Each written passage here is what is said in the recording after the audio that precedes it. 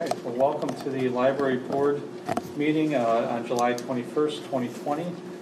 Let's call the meeting to order. It is 5:05 p.m. Will you please stand and join me in the Pledge of Allegiance? I pledge allegiance to the flag of the United States of America and to the republic for which it stands, one nation, under God, indivisible, with liberty and justice for all. Can I have roll call, please? All right. Aaron? Here. Alderman Wolf? Here. Michelle? Here. Nancy? Camille? Here. Barb? Oh, sir. Gail? Here. I'm here twice. Tracy? Here. And Tony? Here.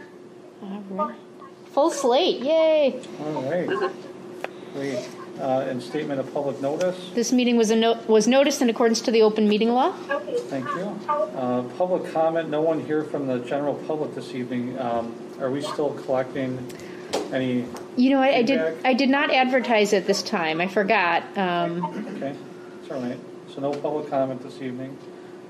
Consent agenda. 2 items on that agenda this evening. First off, approval of minutes from the June 16, 2020 meeting, and to place on file the library financial reports for the month of June 2020. So at this time, I will entertain a motion for approval of the consent agenda, please. I will make a motion to approve the consent agenda.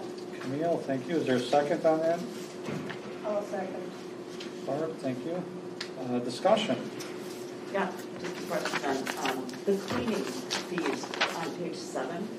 Does that reflect an increase or anything like that due to, because I think you said you were going to have to do some extra cleaning and that kind of thing. So Brittany, it's really hard to hear him. I know. Yeah, I know. It's. I'll repeat the question. Unfortunately, the microphone's closest to me. In the future, maybe I'll get microphones in the ceiling here. That might be a good upgrade to the room. So Gail's Added cost. Yeah, right. I know. Or I'll just shout louder and we'll save money. So Gail's question was about if we have seen the cost of the added cleaning fee yet, because I'm paying for Fridays now. So again, just as a background, the library, to save on costs, at least in the last 5 or 6 years, we have not paid for cleaning on Fridays.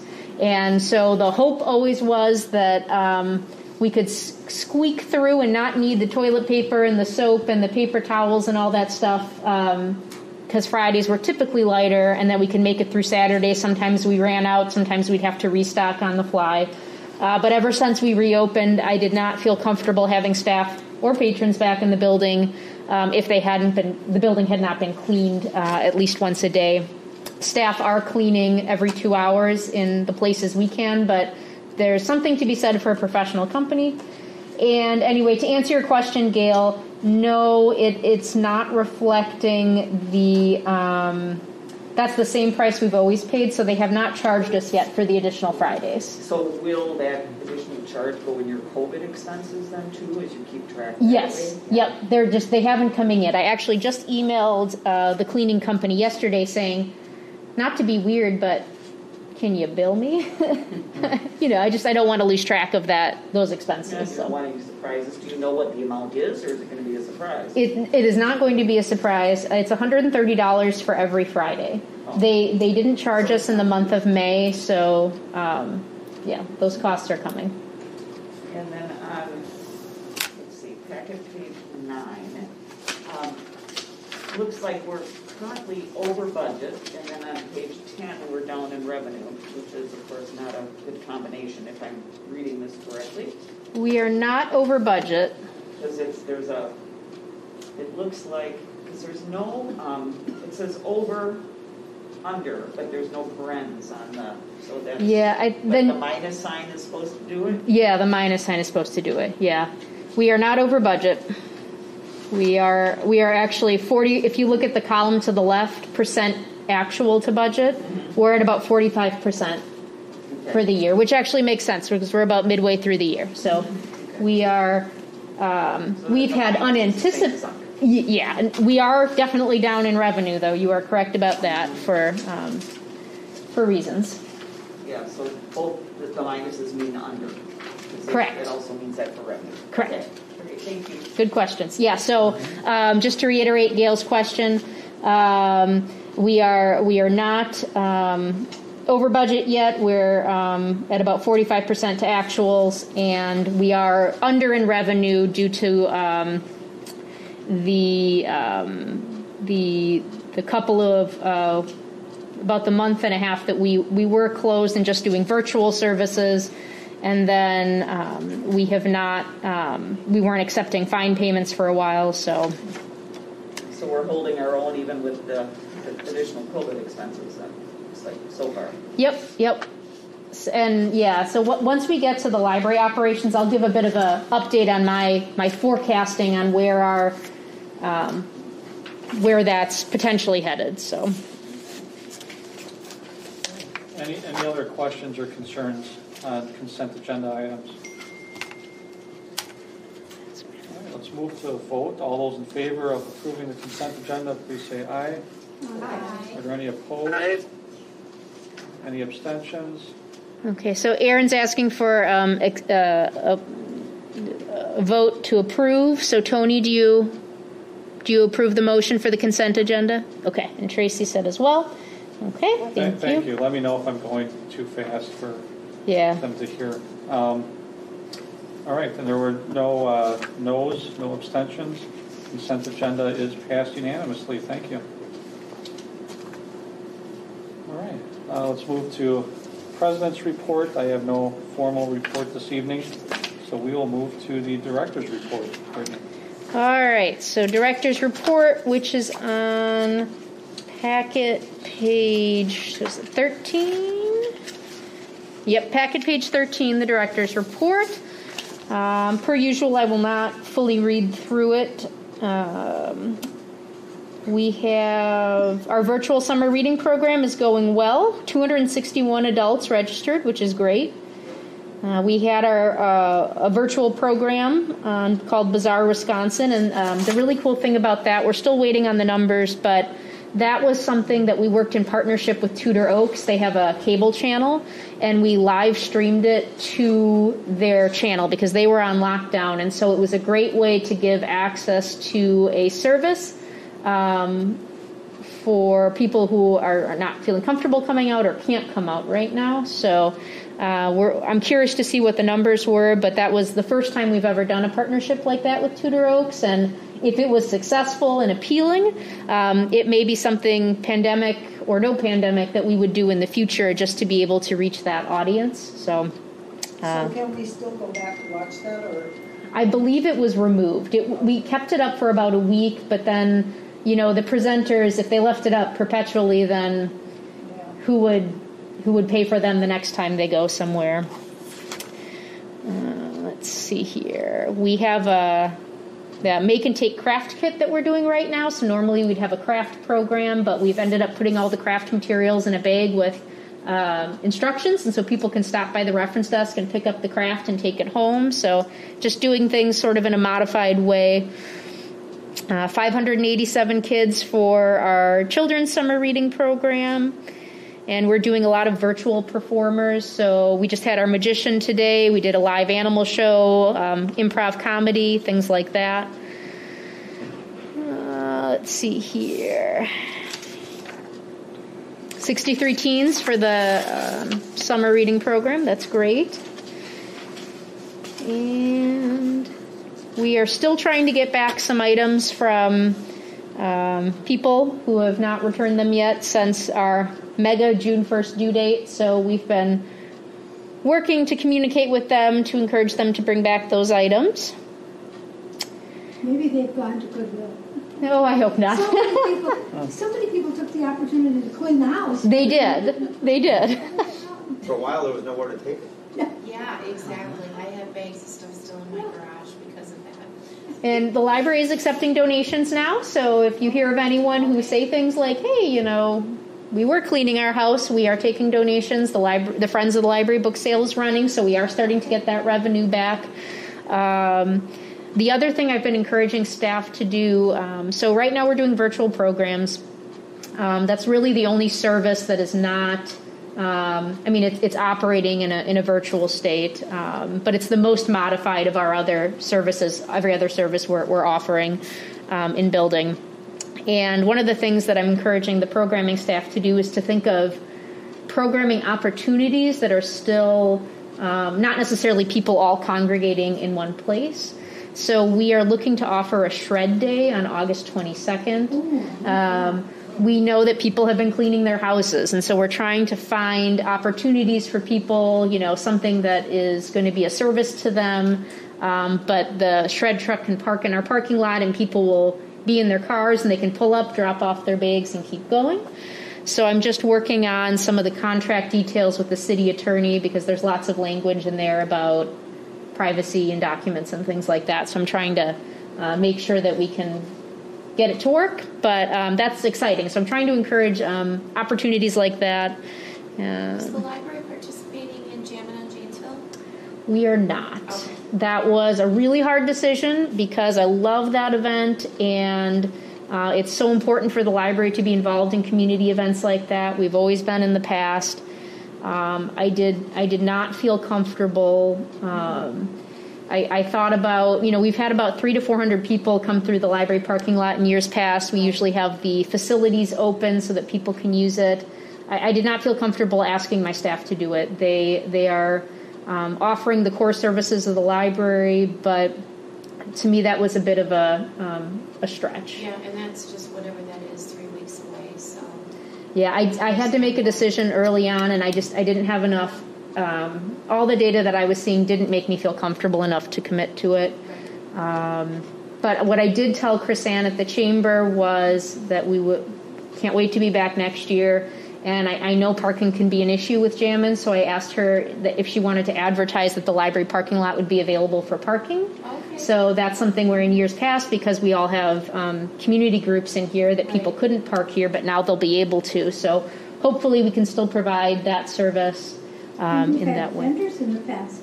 Yep. Will there be vendors? No. So we did reach out to them and let them know that we love partnering with them and that we'd love to see them back next year. So I know the Pick and Save parking lot is open, so I believe that if they are going to be participating, they would be in the Pick and Save lot. So we did offer the parking lot to the police department. The mayor had contacted me and inquired, but I think they decided to go to the Pick and Save lot as well, because if they're the only group in this lot, right, it just makes sense to, from a entertainment perspective, to be where other people are. So, yeah, that was a hard one for me, but there was something in my gut that. Well, and I'm sure you're not the only one that made that decision. Let's see. The next library board meeting is August 18th. The big bit of business there will be the minimum to exempt form, which basically makes sure that we're spending enough money on collections, we are offering enough computers, things like that, so that we can be exempt from the Waukesha County library tax. So that's... Does COVID present an issue with that? We will pass this year. Next year, it depends a little bit on what they do with library hours. So right now, we are open 55 hours a week. So we're open 10 until 8 Monday through Thursday, and Friday and Saturday 9 to 4:30. Basically, we're opening an hour later than we typically do Monday through Thursday, and that's because we have all this we're quarantining all the items as they come in, and so there's these huge backlogs and piles that we're working through in the morning. And then I'm closing a half an hour early each day so staff can wipe down all the computers, because our cleaning company will not wipe down the workstations or the computers. I'm really proud of those hours, actually. I think it's pretty expansive, all things considered. But 55 hours is 2 hours below the minimum to exempt. Now, I won't go into too many details because that's for next month, but I'm not worried about it, because you can not pass, we'll pass every other benchmark. You cannot pass 1 year. and most libraries in the state of Wisconsin won't pass because of that line. So are they going to do any kind of They might. prorating of some kind? Well, you could probably add in the cleaning time.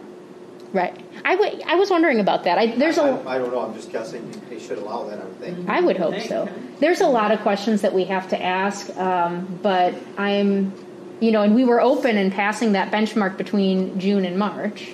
So that, and then hopefully we'll get back to that at some point in 2020. So there's a lot of what ifs, but I'm not concerned about it. Have there been complaints on the hours?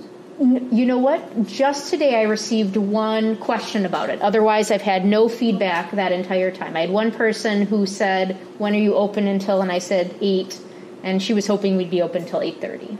So that was actually the only feedback I've gotten so far. So I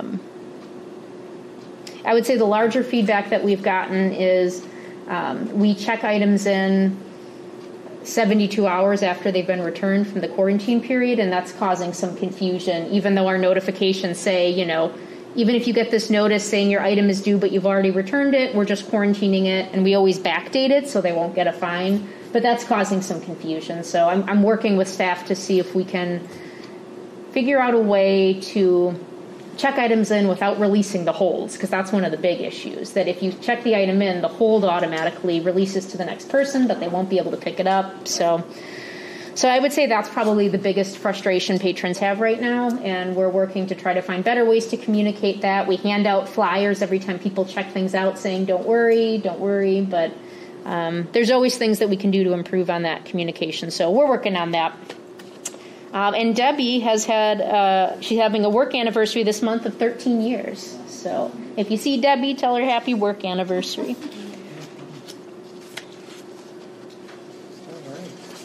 All right. Any questions on the director's report?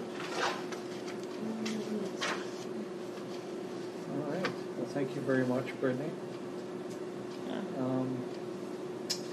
Unfinished business. No unfinished business this evening. We do have several new business items. Let's begin with item number 1, a discussion on the library operations and updates. All right. So packet page 16. So as I've been doing in previous months, I'll continue to provide this document. The first document on packet page 16 is the COVID budget impact, and it outlines all the expenses that we have incurred related to COVID from the period of March 15th to, in this case, July 16th, because that's when we got the document uploaded for the packet. So a couple of things I want to call out. We are still paying for Zoom because we're doing some virtual programs, so it's of benefit. I still like to offer Zoom for public meetings right now in case I want to make sure that if people don't feel comfortable coming here, they can still access this public meeting if they want to. We are also going to get reimbursed for Zoom by Bridges for at least a certain period of months. So I can adjust that budget impact expense once we get reimbursed. Let's see, Glove costs have gone way down, so we're not using gloves as frequently because of research showing that it's preventing people from washing their hands and it lives longer on the plastic. I think we talked about that. Tracy had given me some feedback, so we're not going through as many gloves as we were. Masks continue to be probably our largest ongoing COVID expense, and I'll talk more about that in a minute. Tracy, may I just ask if somebody comes without one, do we provide a throwaway? Yes. Yep. So we are providing disposable masks. So right now the library is strongly encouraging but not requiring masks. That is similar to what many libraries in Waukesha and Jefferson County are doing. There's a couple that are requiring masks. Here are my observations, and this is not. This is part of the library operations report, but it's something that I want the board to just think about. And I heard some comments about masks earlier, so I'm just going to, as is my duty, give you sort of the landscape of what I'm seeing, And then it's just something for you guys to think about in the off time between July and August. So what I've noticed is about 3 weeks ago, I was noticing about 65% people wearing masks and then about 35% not wearing masks. In the past 2 weeks, I've noticed a big shift. I've noticed about now 90% of people are wearing masks and 10% are not. So there has been a shift in behavior. We are going through about the same consumption of masks, though. So more people are bringing their own masks. We are going through about 25 disposable masks a day. Recently, we were able to, through a cooperative purchasing partnership with our Bridges Library system, able to purchase these masks through a much cheaper way because they're buying in bulk. So it's going to be 27 cents a mask now, which is cheaper than what we had been buying it at. So that's a great, again, power of being part of the library system. What else do I know? As you may know, the city of Muskego does not have a mask mandate, and that's because the city does not have a public health department. So even if they decided that they wanted to, even if leadership decided that they wanted to, it sounds like that type of mandate would have to come from Waukesha County. And I've heard that from like the city of New Berlin and city of Brookfield as well. The city of Brookfield and the city of Waukesha are now requiring masks when you meet with city officials. It's not clear, though, whether or not that type of requirement goes through to the library as well, right? So it sounds like it's basically if you meet with somebody at City Hall in the city of Waukesha and city of Brookfield, you have to wear a mask, but that doesn't quite extend to the library, at least from my initial observations. Let's see.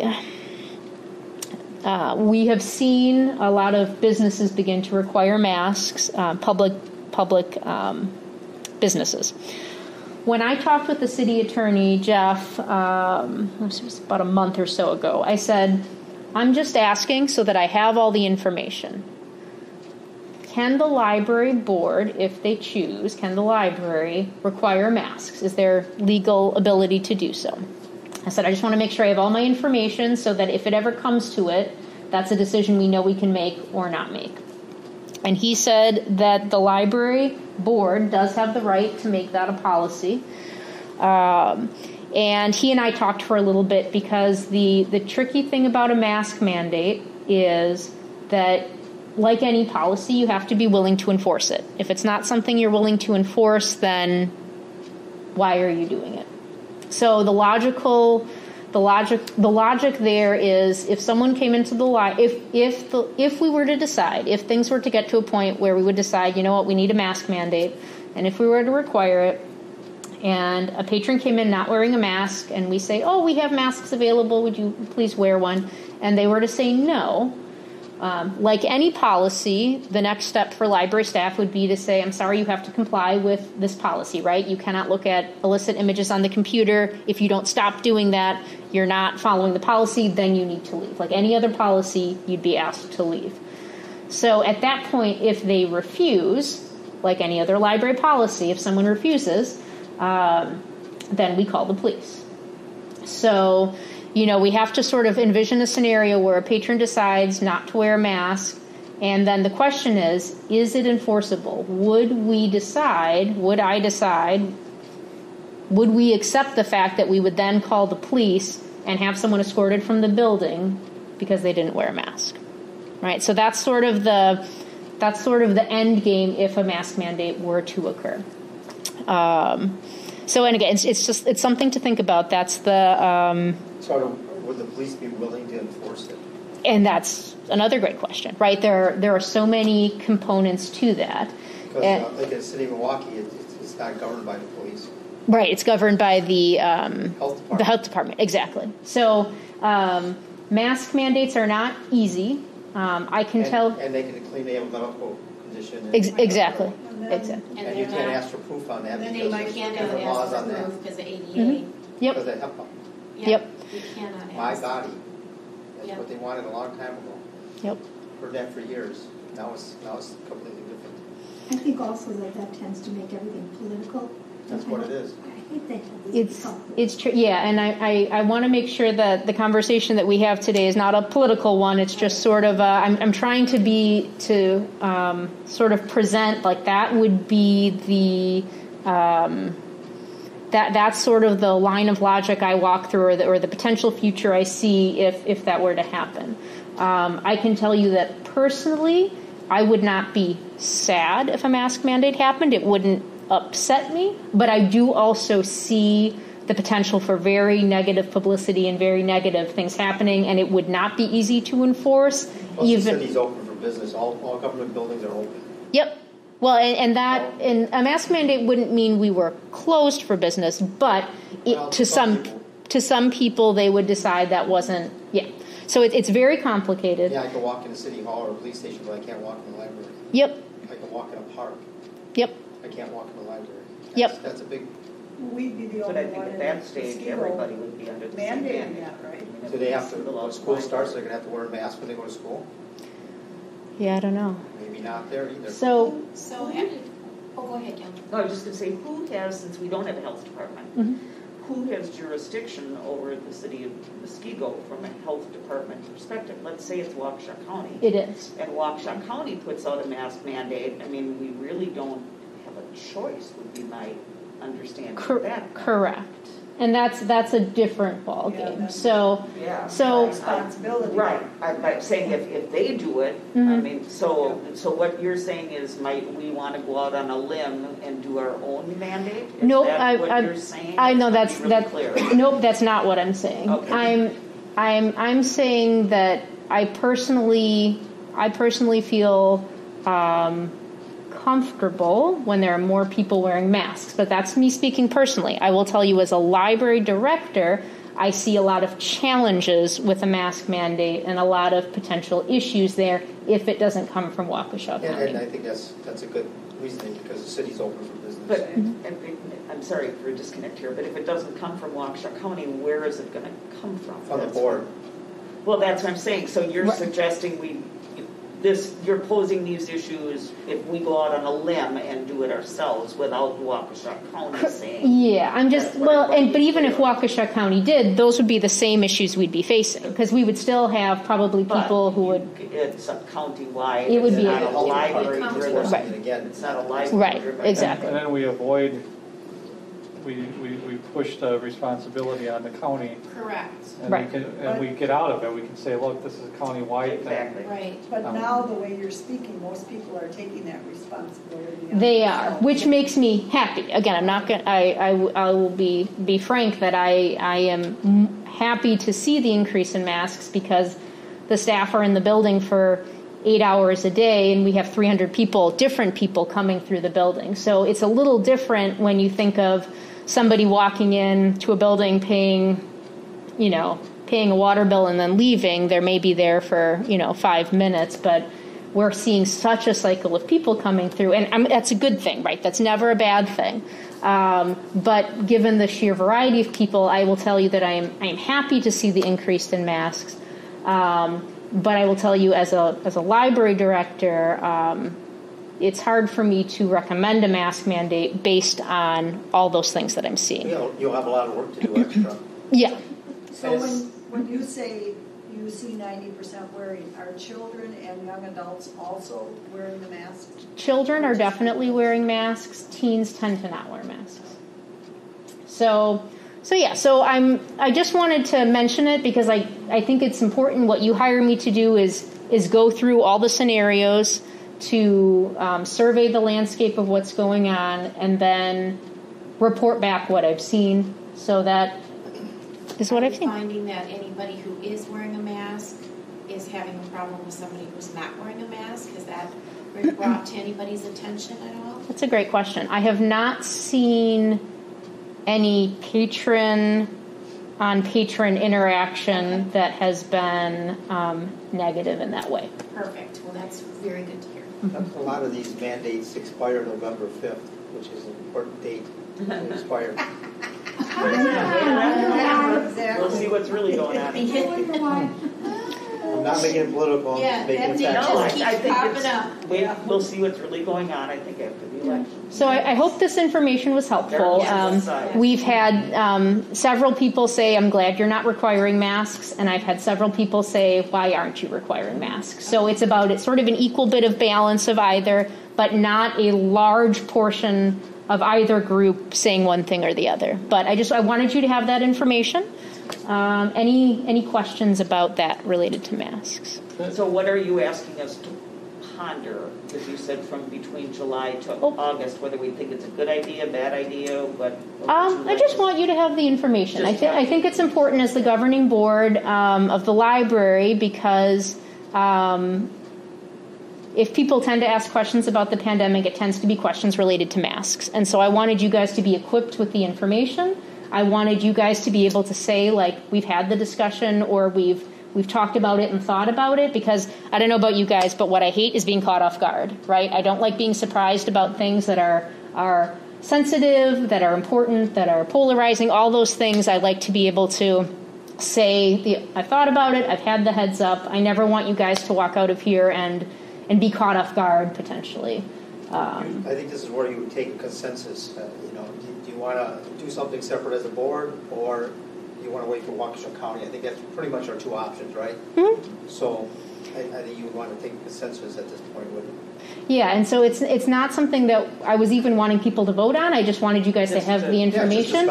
But I mean, certainly we can take a straw poll of waiting for Waukesha County versus putting something on the agenda for next month to formally discuss. So, Let me ask this. Yes. Is staff required to wear masks? Yes, Okay. I am requiring staff to wear it. And has there been any feedback from patrons about the staff is wearing masks, pro or con, in kind of relation to Camille's question?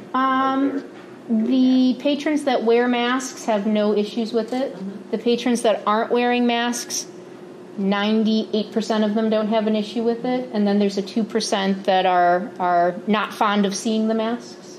It's like going anywhere. A lot of Yeah. employees have masks and Yeah. people don't. Because we have to think about protecting staff. Right. If again, I don't believe that understand wearing the the mask people is who protected.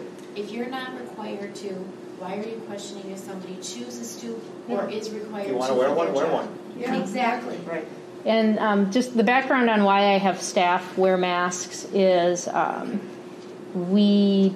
because we see so many people coming through, I just think there's a higher risk for them. And so and because we see so many people, I would hate to have not done everything in my power to not have the library be the source of community outbreak. And we don't know what tomorrow is going to bring. Right.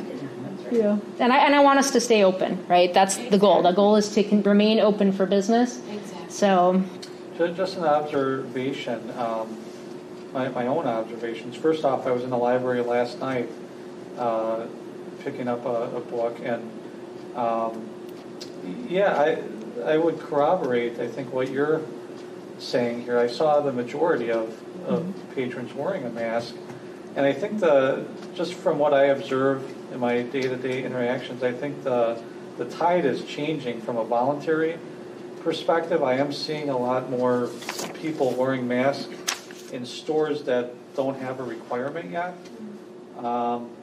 And I see on our country's official #1 news source, Facebook, I think I see the voluntary tide changing a little bit too. So that's the profiles, everybody has a mask on the profiles? right, something like that. So, and responses to actual COVID-related news stories. So, You mean they're talking politics on Facebook? yeah. So I think the tide is changing. It is encouraging from a safety perspective, and from operating the library. I think to see the tide change. I'm open to exploring the possibility of a mandate. This is just myself speaking. I don't know. Given that we have another month to go to the next board meeting, it'd be nice to see where the county goes in the meantime, though. I think on this, because I can see certainly some potential PR problems and some scuffles developing as well if we were to go through with our own board issued mandates. So Do we have signs on the door right now saying you can put a sign, we'd like you to wear one? Yeah, they have one when you walk in. I didn't look, I Yeah, don't it look at that. says There's, everywhere I go, there's so much things on doors, I don't Yeah. read anything, you know. We request that you, I forget what, it's a very nice wording that We, you Yeah, have that's- on that's we that. like- kindly encourage you Yeah, we to wear kindly encourage you, yeah, I it's think a very nice that's a pretty wording. good policy. Yeah. It's not you must. I never thought about this before, Brittany. What would happen if one of the staff came down with it? Do you have to shut everybody down then for, it's like some of the stores have had to this morning? So we would contact the county public health department and get their guidance. There are, it depends on the level of exposure. So if it was a staff member that had been working in the back and had not come into contact with anyone, we might only have to clean, deep clean that area of the library. I think you also might have to be tested Yeah. if you've come in contact. Well, I think, Yeah. I think with them wearing masks, it makes it, I mean, think of Walmart, they're not shutting Walmarts down Right, because Yeah. the employees are required to wear a mask. right. So we God only knows how many cases are walking in and out of there.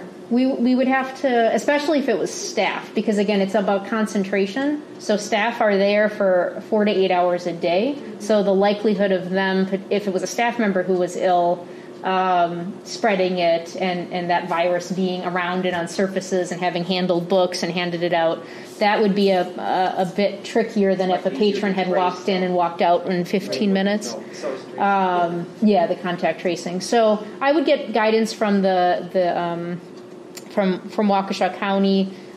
If I felt I didn't have enough information, my instinct would be to do what Menominee Falls would do, public library, which would be closed for 24 hours, just to give me the chance to figure it out, to be able to talk with public health, to try to say, okay, who on the staff had contact with They're who, on safety. and then reopen the next day once I got the go-ahead. That's what Starbucks has done. Yeah. So, That's what a lot of bars and restaurants have done as well. If they've had an employee test, they close for 24 hours and do a deep cleaning, yep.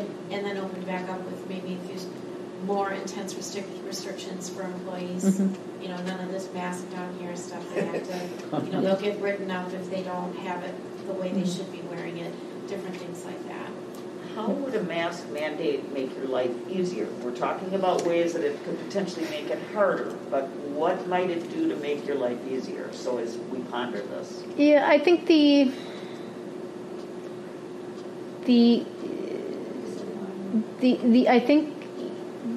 I think for staff who for the patrons who walk in and sneeze all over the computers, because that happened, or for the patron who said to me, I was exposed to COVID yesterday, but I probably don't have it, or for the patron who just came back from Florida. We see a lot of people who are coming and doing lots of things. Really tell you that they've been exposed? Yeah. Oh, my land. Yeah. So, I mean, like I said, it's the public library is always an adventure. So, when staff hear things like that, when I hear things like that, you sort of go, oh my gosh, where's the nearest, hand sanitizer shower? Where can I bathe in it? So, right. So I think there would be some psychological comfort in feeling like they were exposed, we were exposed less. Cleaning costs no matter what. I mean, it's not like there's any. Correct. It would be more psychological Yep. potentially than. Yep. And Everyone should just keep washing their hands, please. yes, and Tracy said everyone should keep washing their hands, which I agree. No, I mean, seriously, your mask is harboring it, your clothes are, I mean, it's everywhere. Yeah. Everyone is going to get COVID. Yeah. Positive. Yeah. Everyone will have it. Thank you, Tracy. We're all going to get COVID. We're hopefully all going to live through it. I really hope so. I will say a prayer for everybody. Thank you, Tracy. Yeah. It's everywhere. It's everywhere. Yeah. It's everywhere. Yep. I think it's not. Part of the problem with masks has been that the quote-unquote experts were so wishy-washy about it at the start. You had the Surgeon General coming out and saying, you really don't have it. And so now maybe the reason the tide is changing is because the retailers are requiring it and people are realizing that they really don't have that much choice, and it appears that the experts are now all on the mask bandwagon. I don't know. I don't watch the news much For anymore. this week? So, I think that was part of it, that it was such a wishy, you don't have to, you don't. But there's no consistency with the masks. No. Are they clean? Are they dirty? How long do you keep them? Even with What the- kind do you Right. have? I mean, there's still a lot of misinformation. There's masks out there right now that have holes in the nose and the mouth area, and you can't see it because they're blackened out. There's Oh, always did you around see the everything. eating mask? That's a real funny So- one. I guess the retailer's doing it, Halloween maybe it's masks, been yeah. part of the impetus to legitimize it, if you want to call it that. So, Yeah. right or wrong. So yeah, so that's the information. Just wanted you all to have it, and just know that, I'm always going to try to bring you all the information that I can in my observations and the potential impact and damages or benefits. So You do have shields on the budget too. yes, So are you using those? are we using those? We are using them when we need to, especially have a close one-on-one interaction, especially with helping patrons with the computer, because we can't be behind plexiglass shields. We end up being quite a bit closer to patrons at that point. So, Thank you. Can you shed some light on, well, first off, how long have we been reopened? About a month now, right? Since yep. So June or so? that's a great. This is a good PR plug, because Alderman Wolf. I think the one thing is the one thing that I would love the council to know is, people are realizing we're open at different periods, and they think we've been closed longer than we have been. So I know the mayor was going to pass along some information, I but mentioned that you guys are open when you're open. oh, thank you. Yeah, that's But who watches the meetings? right. Yeah. A So. lot of people do. March 15th through April 29th, we were just doing virtual programs and virtual services. We were still answering phones and emails. But then on April 29th, we were open for curbside through mid-May, so people had access to the collection then.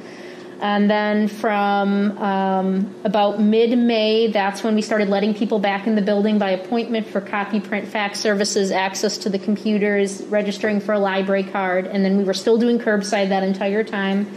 And then on June 18th is when we opened to the public, where people could come in to pick up their holds, check out, look for books, all that stuff. So we have been open more fully for about a month now. Sure. In that time, can you shed maybe some general light on kind of staff morale and how they're feeling about we have quite a few really good procedures in place, and I got to check out a lot of those last night. Good. Last night was the first time I walked into the library since we fully reopened. I've been doing curbside pickup a few times the last month or so, and I walked in and I actually had to stop and pause just to get a general layout of the land, because I wasn't sure where I was walking and where I needed to go. Yeah. But it looks like you guys have some really good procedures in place for keeping things safe and clean. But maybe staff morale, how they're feeling about a possible mask mandate, if you've had that discussion with them. I have not had a mask mandate discussion with them, because I wasn't quite ready to have those comments. I've gotten some individual feedback from staff about it, but overall we have not had a discussion about it. A lot of what we focus our time on is how to, again, as Tracy said, hand washing, making sure that they have the protective gear that they need. So the masks, the orange vests for curbside when it's raining, when not to do curbside, which is when it's lightning. We don't come out if it's lightning.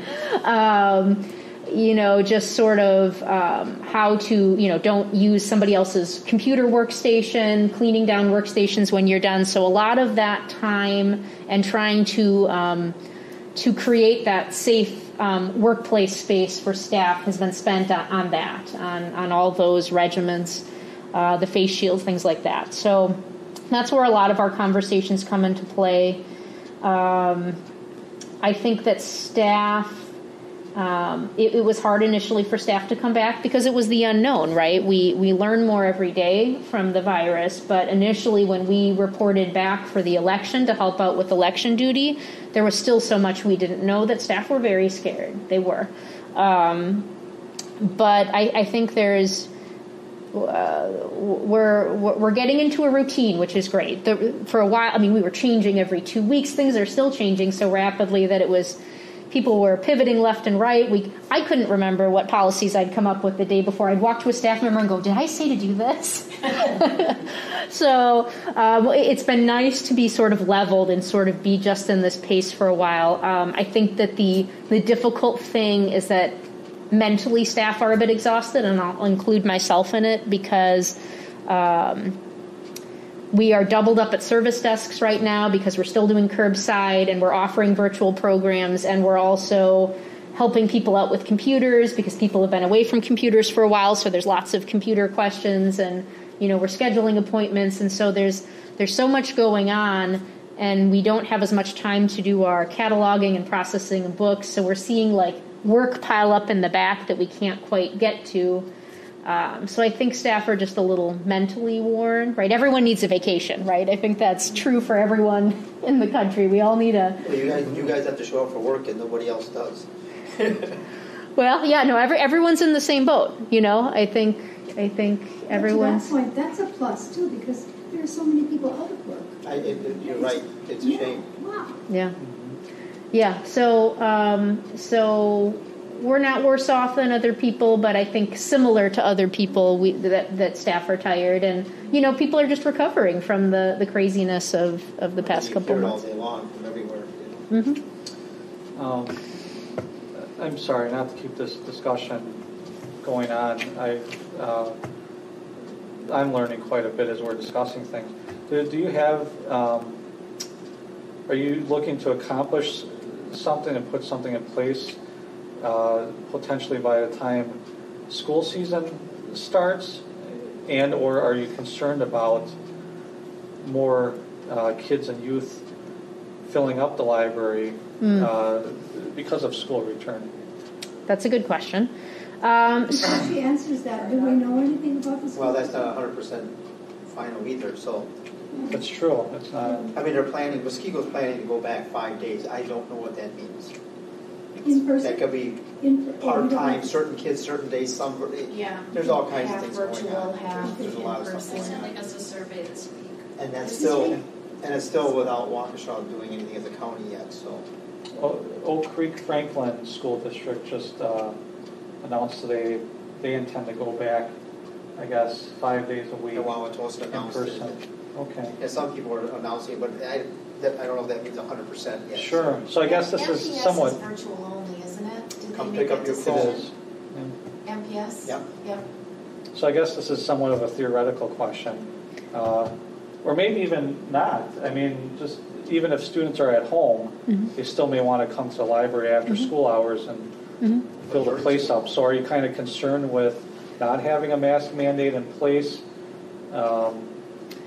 when school resumes? Not necessarily. I mean, the younger people are, well, that's not even a fair statement. Really young kids, and I'm only thinking about my 3-year-old, are not good at covering their coughs and sneezes, but we also know that kids that age tend to not be carrying it as much, right? So they just did a study that said that ages 10 and up can still be carriers, but below 10 are not. And they also did the same study saying that if they don't go back to school, that the immune systems are going to change because that's where you got... That's where it happens. That's where it happens. But to answer your question, Aaron, so right now, and this is sort of later in the packet, one of the adjustments I made to a policy was it used to be that age 8 was the youngest you could be in the library without a guardian. So you could be 8 years old and you wouldn't need an adult. I made the decision that I thought, it's a little young. It's a little young, I wasn't even thinking of them as a potential carrier of a virus. It's more like there's a certain added level of responsibility in being in a public... When you babysit, I mean, you can just drop the kid off at a building at 8 years old. 11 or 12. You become a babysitter. I think that's young myself, too. So... I mean, drop them off at Walmart at 8 years old. You wouldn't do that. So I don't see the difference. I adjust, and we can talk long term if the board, someday when we have all the time in the world and the meetings aren't going to last 7 hours, we can talk about whether or not that unattended child policy needs a permanent reversal. I adjusted it to 12 years old. So that's basically middle school, and up can come in here unattended. So what is that, like 7th grade? Is that what you're saying? Yeah. That's 12? I don't know. Yeah. Sixth or seventh, depending on And 6th or 7th grade, depending on when they turn. 11, 12. Yeah. And I felt like at that age, they're more able to, one, assume risk, but two, also be able to follow guidelines, follow signage, to be able to talk with them if they're maybe not behaving as well as they should, and actually have a better conversation. So I plan on at least keeping that in place for a while, and yeah, I mean, we had a group of teenagers in here last night. You know, it's the age is not a factor. I mean, as long as they're 12 and up, as long as they're following the library policies. And you know, just because they're 12 doesn't mean they're irresponsible. Just means they're 12. So give me a reason, and then it's a problem. That's, you know, we'll have to play it by ear. But right now, I have not formed any added concerns about that. All right, so that was a long conversation about this spreadsheet, but I just want to make it clear that even though our COVID expenses are at about $6,689, that doesn't mean we're over budget by that amount. It just means that these are things I normally wouldn't have spent money on this year that I now have. And all that means is when I'm watching my budget, maybe we would have done a 3D printing program where we would have bought a bunch of plastic to do a 3D printing. Now I won't do that, right? Normally we would have spent money on mileage to send staff to conferences and professional development. Not doing that now. So that number doesn't mean we're over budget. It just means that there are already some things that we're not doing that we normally would have done, and that's where I find savings. And there are some special things that maybe we would have done at the end of the year that now we're not going to do. So just wanted to sort of emphasize that. One thing I want to bring up, I understand that more places are starting to use shields, and if you look at the 27 cents a mask that you throw away, 30 cents. Brittany, are you seeing my chats? Oh, I'm sorry. The shields are like I can't hear them. It's okay. That was before, but I remember I have to leave at 6. You can also see Okay. motion. Yeah, it doesn't, you know, I mean, put a pair of glasses on with a mask on and the humidity and what happens. Yes. But a lot of the small children are afraid because they don't really see how you feel. You know, it's like texting. I hate my grandchildren all text. There's no emotion. I have no idea. Get used to that one. Yeah, the face shields, I've noticed that they're not. I know it's more comfortable. I don't know. I've never worn one. I don't know. So I'll admit, as you can see from the cost, I didn't exactly buy the most expensive face shields on the planet because I wanted to see how they were. They're a little itchy. Now I could probably wrap some fabric around the foam. They kind of hit your shoulder when you turn, just because of your peripherals. Yeah, they go to about like here. Wow. Body shield. But there is value to it because then people can see your face. For people who are hard of hearing, they can see your mouth. So, yeah, we're sort of experimenting with it. Because, but you're right. I mean, fiscally, there's a cost benefit. I thought maybe it might be better to wear. I don't know, but it's not. It's not. You know, it is what it is. We have 3D printers right here at the high school. We could make this. Yeah. There you go. Start a class. There you go. We have a 3D. Easy for the students to go. Start a class. We have a 3D printer in the building. It's just still in a box because I haven't had a chance to trade on it. It's the world's most expensive paperweight right now. Things that I'll get to eventually. Yeah, I didn't want to dwell on it. I just Yeah. Anything else? The revenue document. The Friends are their book sales operating again. We're trying to think of additional fundraising. Michelle, I'm going to send you a link to a grant. Quick Trip is building a facility. They also have a grant. And guess what else? I'm so excited. They've been using our library meeting rooms to have job fairs. So it's the perfect time to go to them and say, hey, we love that you're in our community and have been using our library. Please give us money. So I'm excited about that grant. The Friends and I are going to write it next week, but I thought if I could send you the link, you could look at it and just sort of let me know if there's anything you see from your grant perspective that might. So is that a library grant? Is that what they have? It's not it's just a general community cares grant. So I'm hoping that the timing of this between the building of their facility and their use of the library for a job fair might might lead us to some grant money. So. Yeah, agreed, That'd be great. Exactly. All right. That was my major. That was it for the agenda item, library operations update. Thank you for your great questions. Is there anything else, question-wise, that I can answer about our current operations? No, but to Quick Trip, besides grant money, like at St. Alphonsus, you can have your rewards designated to a charity. Oh. If you use, they keep track of it every quarter. Al gets a statement saying so much was donated to St. Leonard's. So, Really? yeah. That's cool. So that might be something library users might like to help out that way. Those are like no-brainers. You're really not spending extra, but Right. you're giving to somebody. So Okay, and that is. Well, that's a quick rewards or whatever, is that what you're saying? yeah. So that the church gets that from them? Yep. Wow. And Al gets, every quarter he gets a thing saying how much they've donated Wow. of what he's used. Interesting. Get that too? Yeah, it's really nice. But that's the Quick Trip? Yep. Which I think you can save us that as well.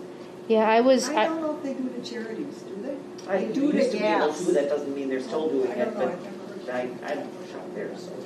The friends and I, we were going to ask if a local grocery store would be willing to do like a roundup, round up your receipt to donate. Right now on their own. Oh, are they? Okay. They're not giving change out, so they're rounding up, if you want, to their pick and save charities. Ah, they don't want us, huh? Charities. Otherwise, they put it on your rewards card, Yeah. the change on Okay. there. So.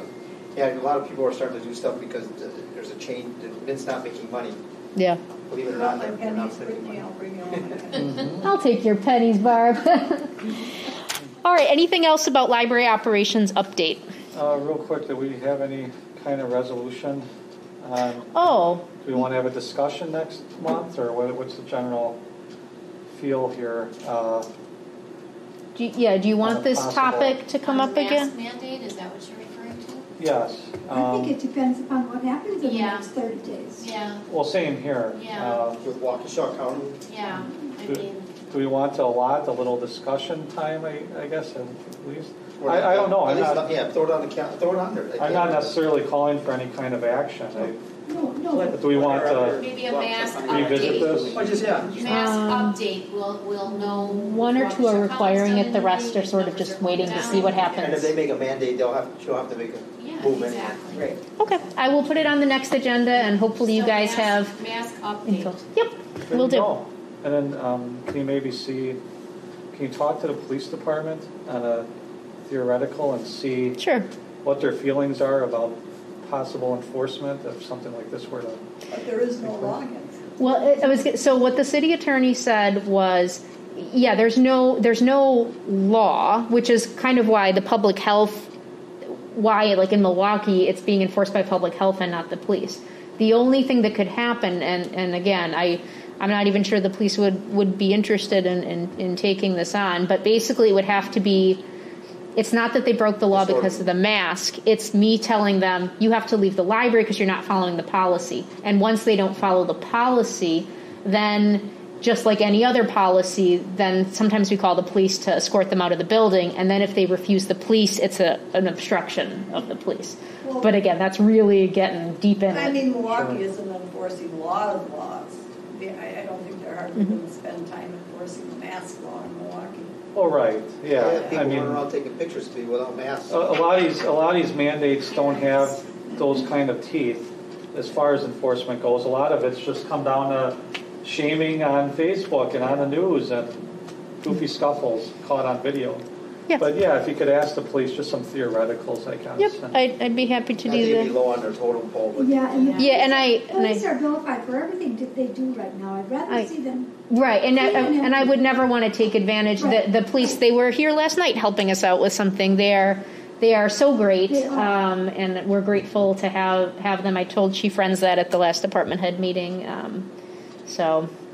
But I will definitely do that. So Yeah, so just mask update, I guess we'll word it as, and we can have a little discussion and see Where we're what at this a month next from month now. holds. Maybe we'll have good news a month from now. Hopefully. So many unknown variables. This thing is evolving constantly, so. discussion. Thank you. All right. Everyone. All right, so that was the library operations update. Yep. Item number 2 on new business. Here comes the fun part. Discussion and action on the 2021 operating budget approval. Brittany. All right. That's packet page 19. So this is a similar document to what you saw last month. So if you recall, in June, I presented you a draft of the operating budget and the capital budget just so you guys could see it in advance, so that we could have a hopefully nice and constructive meeting this month. And in case you had any questions, you could formulate it in the off time between the two meetings. My goal was to present a flat budget, right? I didn't want to ask for any increases given the potential expenses, or who knows what the budgets would look like in the future. And I mostly was able to achieve that. I shifted some funds in between areas. Like I moved some money from AV materials to electronic materials just to showcase some of the new services we offer, like Hoopla, which we've had a good response from the public. So I'm going to recommend that we continue that streaming service. And it also does ebooks and audiobooks, so that's great too. So there was some shifting there, but I would say the largest difference, if you look at the column, the over-under 2020 budget, that's where you're going to see the big differences that happened compared to this year. So I mentioned the AV to electronic materials is housekeeping services. So you'll see the note on the right. That increase would be due to adding every Friday of cleaning in 2021. I wanted to budget for that because, whether it's COVID or flu season or whatever, it's my recommendation that the library moves to cleaning every day we're open now. To me, we're a public building and we should make sure that our building is cleaned and regularly stocked. So I think that's just a good move moving forward. Even before the pandemic in May, we had a fairly aggressive flu season in February. My staff were getting sick all over the place. So that's my recommendation there. That's smart. We had... 2 lines for housekeeping services. We have 2. One's cleaning and the one above it is? Supplies. So like toilet paper, paper towels, soap, things like that. I read it both as services. I blame it on my eye. Oh, yes. I had cataract surgery on Thursday, so. I don't know. I'm seeing a lot. That's why I'm doing a little bit of this, you guys, over there, because I got a white wall to look at. So, and I'm seeing a few dots. Are you seeing lower numbers in there? No, I guess I just. You should all get that surgery. I'm seeing SS, and I'm not reading the stuff in between, I guess, and supplies and services. So, I apologize. Towards the bottom, I'll point out that we are getting a Hoopla grant from Bridges. So if we go with Hoopla, they will be giving us $2,307, which pays for about 2/3 of it, which is a great deal. And it's a great service. And if you recall, with Hoopla, it gives you immediate access. So instead of having to wait on hold for some of these new books and films, or music, people can get instantaneous access to it, which is something people are excited about and used to with streaming services. So it's a good program for us to be in. And again, if it ends up not working, if we decide this is costing us too much money, we end the contract. We don't do it again. But I think it's worth it to stay innovative and on top of these technologies. And given that it's being subsidized at, in theory, 2/3, unless patrons go crazy on it, it's worth it, I think. On that next item, would you just decipher that for me? Increase to 133,000, and it ends with Jeff plus. Oh, sure. Oh, yeah. So Nancy is looking at the next little box, which is our revenue. So that 16,173. That's just saying that previously the system gave us, the system is going to be giving us in 2021 $16,173 more than they did the previous year. And that's because of Waukesha County tax funds. It's because Lakeshore Library Systems is distributing money to us, as well as Jefferson and Dodge County for reimbursements. because I'm thinking Jeff and Donna. Yeah, I know, I was thinking it was men. we have some friends that are just giving us some money. No, I wish we had that financially generous friends. Yeah, so those counties, when their patrons use our library or use our library materials, we get money back. So, yep.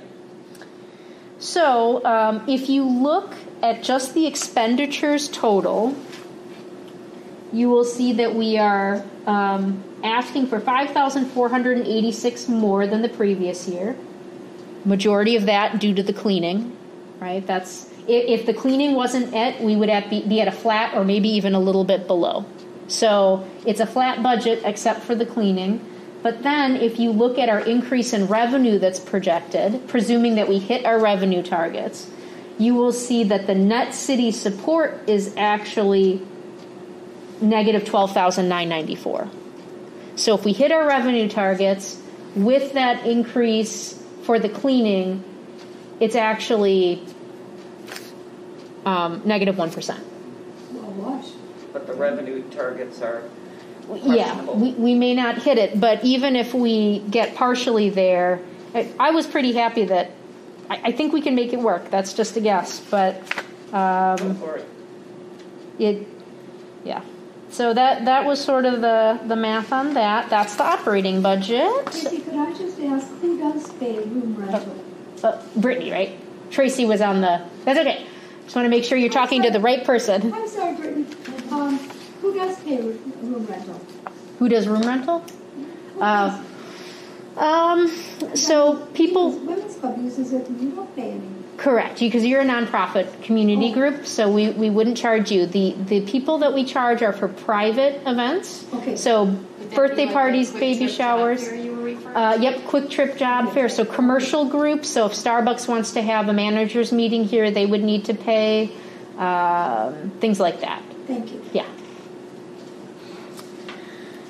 Let's see here. Anything else about operating that I wanted to say? Quick question, why are salary and wages flat? Oh. Do you not build in increases? Thank you. Those numbers we won't get until later. I don't know if you, yeah. So when you do a vote, or when you do a vote on this, it'll have to be a vote knowing that City Hall, the Human Resources, will be giving us the updated numbers, but it always happens after the library board votes on this. So that number will be different. Conversations. I don't know if you want to check with Sharon. Yeah, please. That'd be great. And get some figures. For some reason I'm thinking 1.5% or 2% or something. That sounds familiar. So there will be an increase. But we did have conversations on it. It's all public knowledge. So that 1.5% to 2%, and we're getting supposedly 12, almost 13,000 less city support. Is that going to change to almost even because of the increase in? Well, it's not less city. It's not 12,000 less city support. It's just because technically we're asking for $5,000 more in city funds, but the revenue should offset that increase. I think let me ask you maybe in a little more simpler way. Are we going to be deeper in the hole because of the increase in? Well, she'll present that new number into the budget. Yeah, and that should change. I'm assuming that it should change when it comes up. Yeah, so the total expenditure total will go up with that. Right. So yeah, that expenditure line will go up, and then the total negative net city support will shift. So instead of it being negative 12,000, it'll be negative 9,000 or something. Be asking for more than $5,486. Right, because of the built-in salary and wages. Yep. So it can't just be attributed just to the cleaning. It's going to be cleaning and whatever other wages or. Yep, but the characterize it, I guess. yeah, and that's a good point. The housekeeping is the salary and wages is something we see every year. The cleaning thing would be a unique change. So, but yeah, that's a good point. Oh man, Michelle, you said something, and then Alderman Wolf, you said something, and it triggered something else, and I don't know if I remember what it was. We never like reflect a potential increase in here, I guess, then it's 1.5 or 2 every year. I'm just asking this, it's like what I do, we always put in an increase. Yeah, so the increase will be in to go to council. And what I should have done was, instead of this note, I should have put a note saying that HR will provide, because that's what I did last year. I just forgot. Projection of like 2% put down. Yeah. Would be more or less after that. Yeah, I should have made an asterisk and put that in the column. I completely forgot. I did it last year. What we do is it's a set amount, and then there's also merit above that. Mm-hmm. Yeah, so I forgot to make that note, and in the future I will do that, and I'll put an estimate in. Before that, you can check with Sharon real quick and ask her in the future what maybe we talked about, mm-hmm. and then just when you're doing your budget. Yeah. It might help you out in putting it together. Yeah. Yep. That's a good point. Mm-hmm. Yeah. Thank you. Thank you for reminding me of that. I probably would have forgotten to have you guys put that thing in, the stipulation in. Oh wait, no, I did. It's in the next line. HR will calculate wage benefits to support the current staff levels. But it would be good for me to get an actual, or at least a closer number. So I will do that in the future.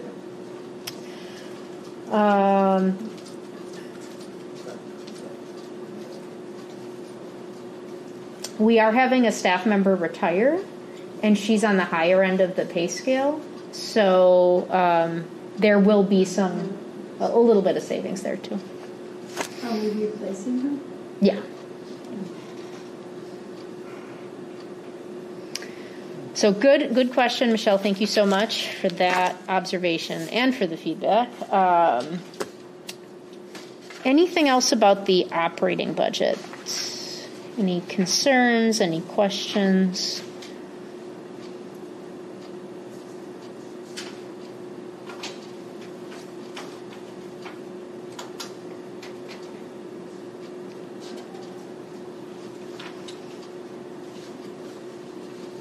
Anything at all? I see some board members still paging through here.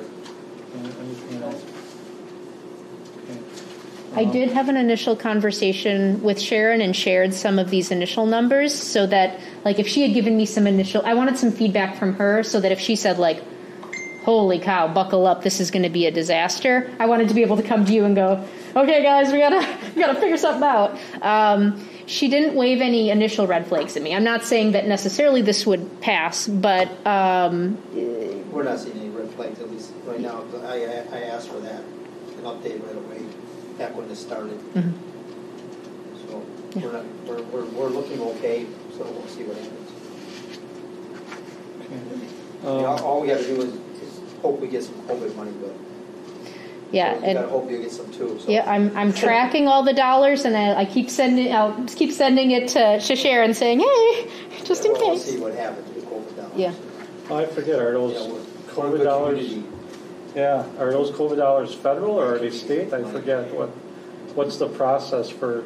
It's mostly federal, but there were some state dollars too. We don't even know the process. You don't even want to go there. Sharon doesn't even know the process. We tried figuring it out. It's. So you're just asked to keep track of those expenses, right. And hopefully at the end of the road, you submit there's a reimbursement. Yeah. Yeah, you have to meet a certain threshold, I believe, in order to qualify. I don't know. We're a pretty self-sufficient community, and the ones that don't do the right things will get money. Yeah. The American way. That's often how it works.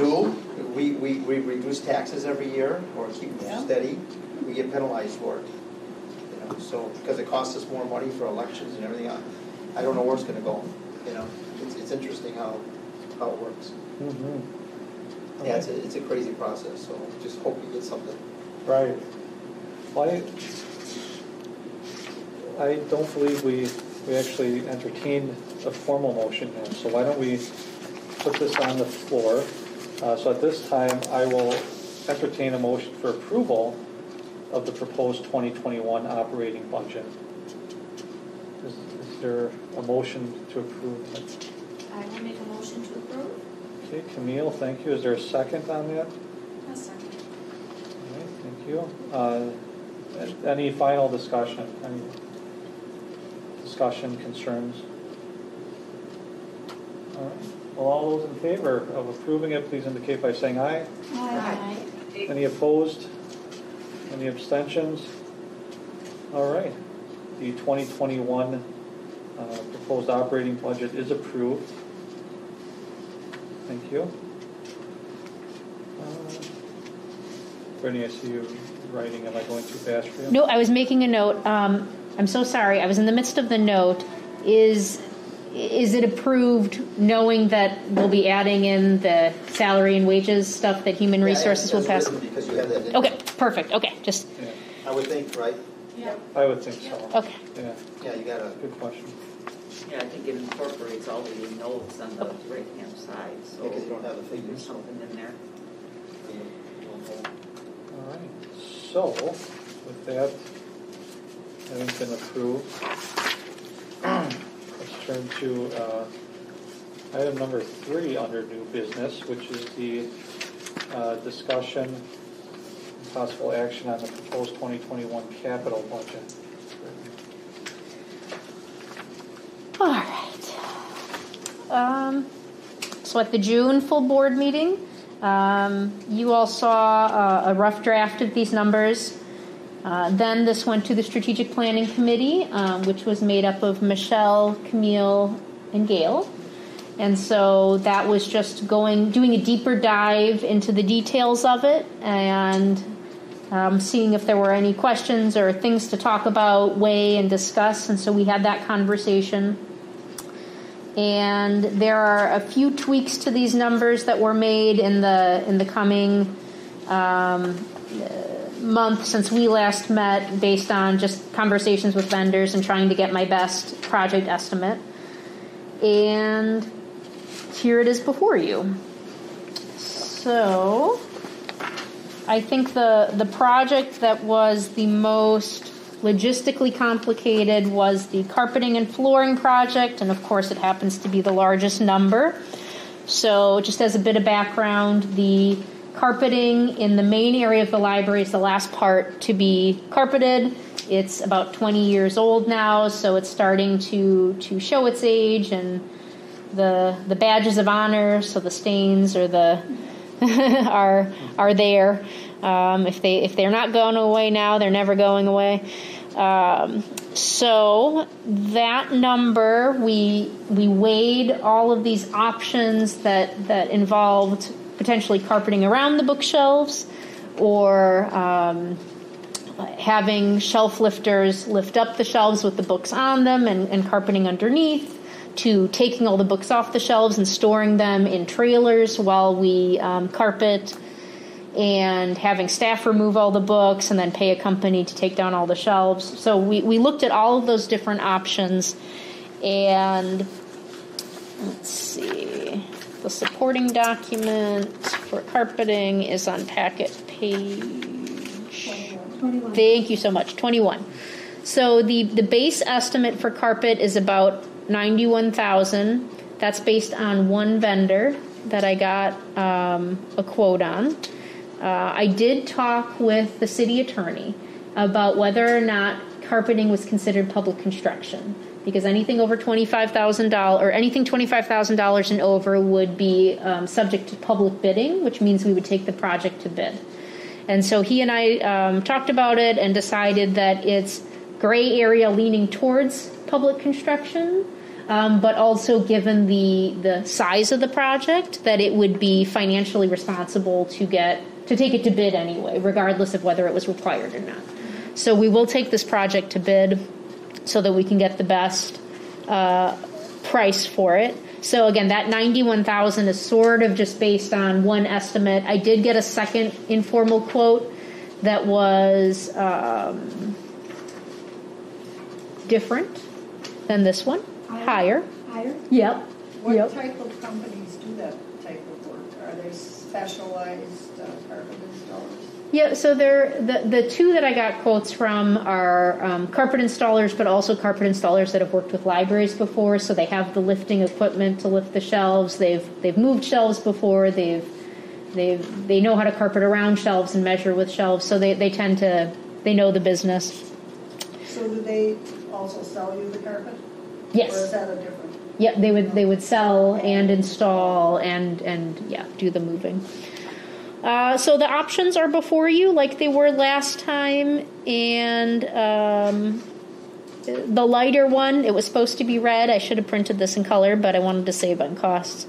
The lighter one is the recommendation that I have. It is the one that the Strategic Planning Committee, after our discussion, also endorsed. So, About the three then, option Yes. three? yep. Yep. Can you give me the names of the companies? Yep, that you so got the bids from? Adair Carpeting, I believe in New Berlin, was one of them. But you have to go out for bid anyway, so that Yeah. they might not even bid Just on out of it. curiosity. Or you'll get other ones down. And then BSI was the other one out of Waukesha. So yeah, but we will take it to bid. And so 118,000 is taking into account that base carpeting and then the 25,118 to lift the shelves up, carpet underneath. I talked to about 30 library directors across the state, and they had some concerns about carpeting around for a variety of reasons. Or if you move something, Yeah. I mean, you got 20 years out there right now. Mm-hmm. So then you have to find a company that has that equipment. They can always rent it. But I mean, if they're going out to bid, however they want to do it, if it's the lowest bid and they feel like taking it apart piece by piece, the only thing is, there's a timeline component to this project, and the shelf lifters allow the project to be completed quicker than the other ones. And of course, we're going to have to take down the public computers and relocate them, move the furniture. If we were to take the books off the shelves, we'd have to pack away the collection so people wouldn't be able to check it out. So I hope not. My goal, some libraries do, some don't. If we get the shelf lifters, they can lift it in sections and we can just close off certain areas. You might have to close early one day or something so you can use the computer section. Mm-hmm. So yeah, I'm hoping. Sundays when we're going. Yeah, well, and maybe if for the right price, I could have them work on Sundays. It does cost more if they work in the evenings or before we open or on the weekends. Yeah, so we have to close for a day. Oh, well. Brittany, given your second bid was higher, Mm-hmm. okay, and we certainly don't know what the bidding process is going to bring. Mm-hmm. So let's say, my concern always is let's say it comes in at, I don't know what, let's grab a number, make the math easy, 100,000, so it's $9,000 over the 91K, Mm-hmm. and you're only asking for 118. How concerned are you that we're not going to have enough money for that line item? So the two bids that I looked at, the other company actually charged less for lifting the shelves, but more for the base carpet. You know how people do with proposals. They all weigh things differently to make it seem like they're the best one, and you're like, oh, I see what you did. You moved the money, to this part of the Maybe you got a better project. deal on carpeting, you never know. I gave them, I said, I want this specific carpet, like, quote me based on this carpet. So, ultimately, without going into the convoluted details of the proposal, $118,000 would cover either proposal.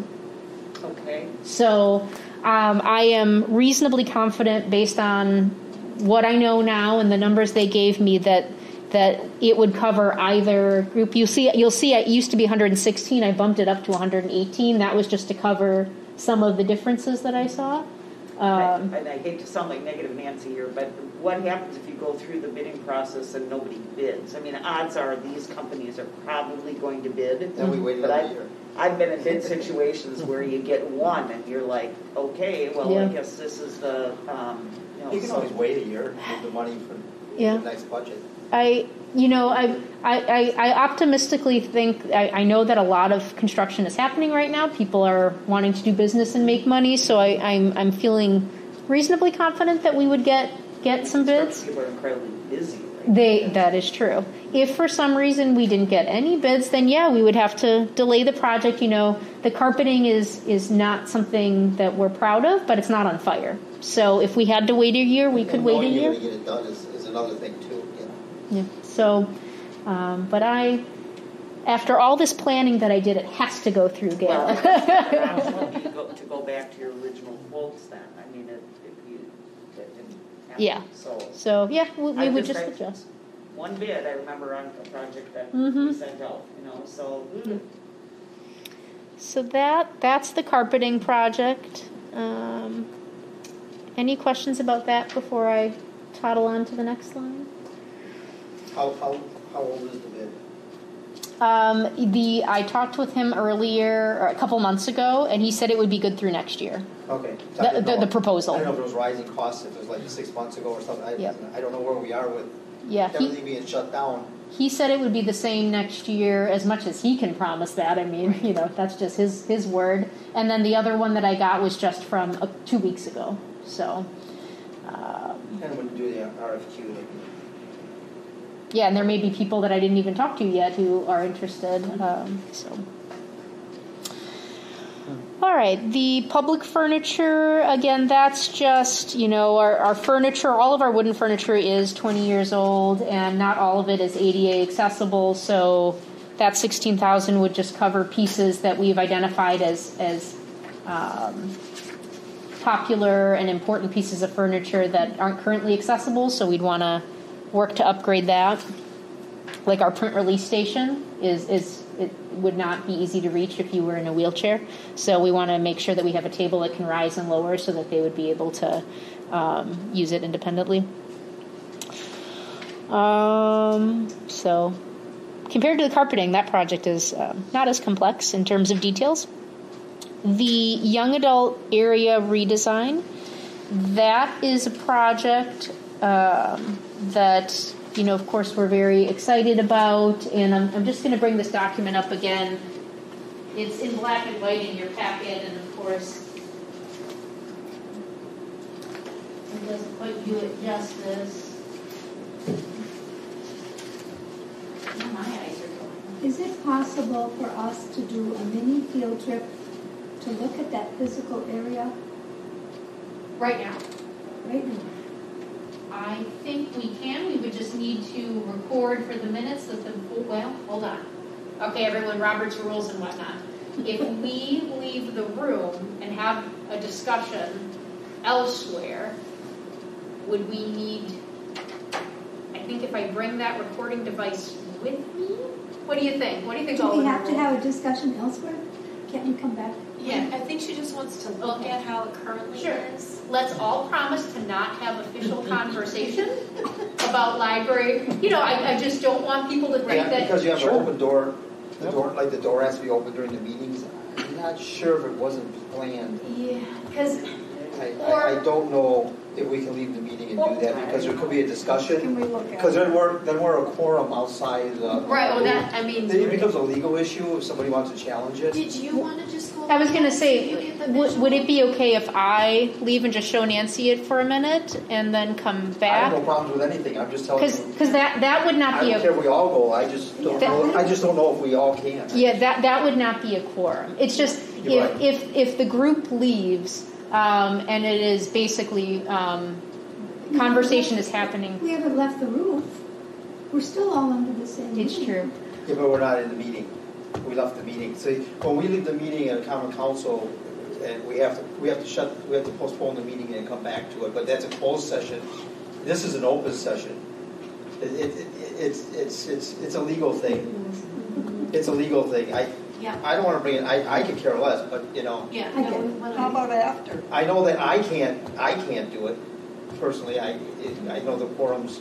I've been informed by lawyers and everything when I first took the job that I could be in trouble for talking with too many people. I don't even know. I don't care. But I mean, Nancy, I'd be happy to walk out with you for a minute if the board is okay with just sort of talking about how amazing I am while I'm gone, so I don't blush too heavily. should we record that? But for the public record, I'm amazing. I would suggest they, are you gonna have the recorder with you? No, I was going to leave. No, I meant what we're gonna say about it. Right. Oh, That's what I'm yeah. saying. I was Yeah. gonna suggest we stay silent. Yeah, we're fine. Not You saying know, anything. I'm in here at least once a week, but I want to see the specific. Yeah, go ahead. Yeah. I do too. We're missing somebody anyway, Because I'm it's not- perfect time. Okay, so We need to take, so- we could probably take a break. A break. We could do that. We call it a break. We could, let's postpone it for a 5-minute break and come back. We've done that, but I don't think that we can all go together. Right. Yeah, I'll I would skip agree with here. Okay, so I mean, you So, can walk over there, but. as long as I'm we just saying, don't I have a think we can. quorum, so that sounds like Barb and Nancy can come. We're not doing any library business, and we'll take a small break and be back. And should I stop the recording? Would you guys like me to? We should No. probably keep it going. Keep it That's going. okay. Yep. Okay. Just want to be above board. I just want to keep it legal.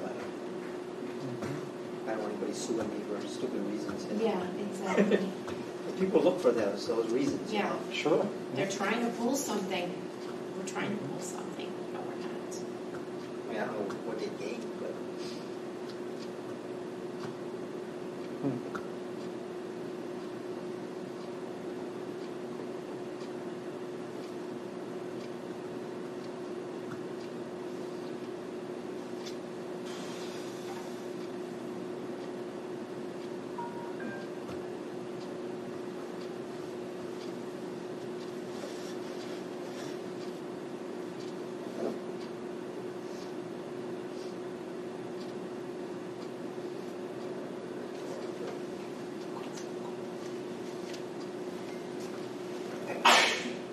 Bless you. Thank you. I hate when I feel a sneeze coming on. Did you just sneeze too? Gail? I'm sorry? Did you just sneeze too? Bless you. Oh, I don't know why We owe you a bless you. I sneeze like every night. It just, I don't know what it is. And Well, then I it's gone to me. had just sneezed. That's why I was asking. Yeah, I don't know why I do it. It's just like an every night occurrence, so. Because usually I'm snug as a bug in a rug at home by now.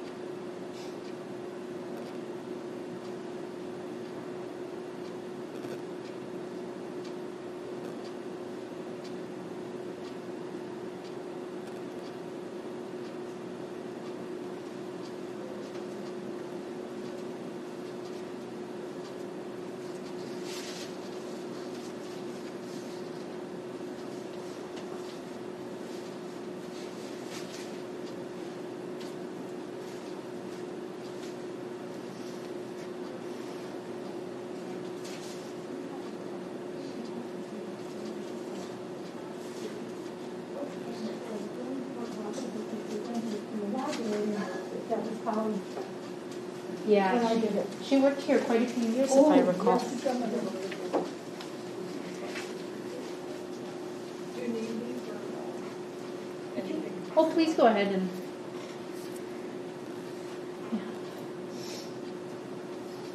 All right. We've returned from the short break. And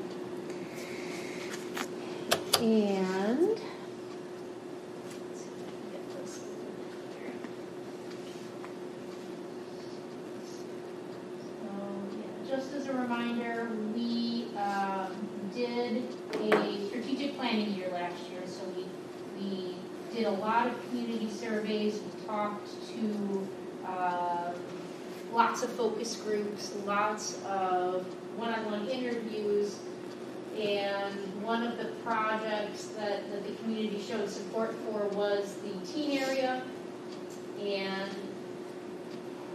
we're hoping that this project will give us better furniture, better study spaces for them, better technology. There's a big absence of that. If you look at some of the data, so we also did a month-long needs assessment where we observed the teens to see what they were doing, what they were not doing, what seemed to be struggles. We talked to the teens, we did a teen survey. And so all along, if you look at this timeline, the city built the library in 2000, but there was an adult area and a kids area, but no young adult area. And in 2012, about 12 years later, right, 12 years later, we shoved it into the back where the old dictionaries used to be, but didn't do a whole lot with it. So if you go back there, it feels like a place where dictionaries were shoved, that now we put a green couch in and said, teens, this is your space. Year after that, we hired our first young adult librarian to provide more services and programs for them. And even then, it took us 7 more years to this conversation today to say, hey, maybe they deserve a nicer space. Where's Joel? Sorry, Bar. And so, the furniture's aging. There's never been any design to think about how the space works for them. It feels exposed and not in a good way. We want to give them privacy, but not too much privacy. There's a balance there, but, we want them to be able to come and feel comfortable. There's no space to do programming. And this is something I mentioned last time. In our children's area, the children, they go to their story times, they go to their after-school programs in the space where their books are. So afterwards and beforehand, they can run around, look at the collection. They're in the space that has been designed for them. For teens, when we do a program, we have to have it in this room.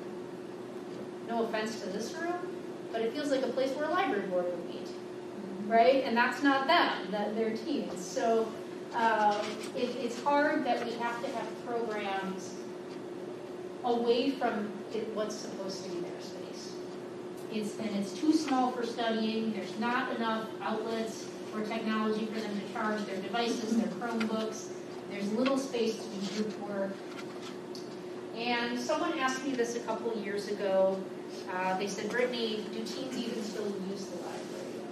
And remember, we did that 2019 study. So there are over 3,000 teens at the schools. 1,709 of them had library cards. So that's not an insignificant amount. 8,351 young adult items were checked out in 2019. So that's quite a few items. We had 40 of them volunteer at the library in 2019. We had 41 teen programs last year, which 1,300 teens participated in. And 210 of them did summer reading in 2019. So they are using the library. Yes, Alder Person. Do you do a high school sign up at the high school, where you actually put something in the hallway and have a booth where kids can stop and sign up for cards? That's a great question. We do communicate with the high school librarians, so any programs and stuff that you don't we do any type of show or something, it's a trade show where you set up where you can set up in their hallway and For summer reading, yes. For summer reading, we Well, I mean, to do. get them to sign up for a library For card. cards, I don't think we've done that in a while. In 2019, we did the survey in the high school. We sat in the lunch hour. It's not. It might be interesting to do a library card drive. I know, just a thought. Making a note. I mean, because there's 3,100 kids, you got 1,700. That's pretty Middle impressive. school would love a library card. Tony said middle school would love a library card sign-up day. Absolutely, for sure. And I'm sure we could get paid. Okay, making a note. Thank you, Tony. Get what? She's sure. Middle and high Library school. card drive at the middle schools. Tony was saying that the middle schools would like that. Okay. And she said, Honestly, we could even do it at elementary because we haven't done that for a couple of years, and the parents really like it. Did they? Okay. Not only that, but little children who carry a card are so proud of the library. And we give them little lanyard with beads. They can make their own lanyard. They're adorable. So when you have your events in here for the teens, would it easily shift to that other area? Is that area would accommodate the attendance? Yeah. Yep. Okay. Because we're gonna bump it out just a little bit into that larger space. So. Okay. So thank you for the feedback, Alderman Wolf and Tony. That I made a note of that.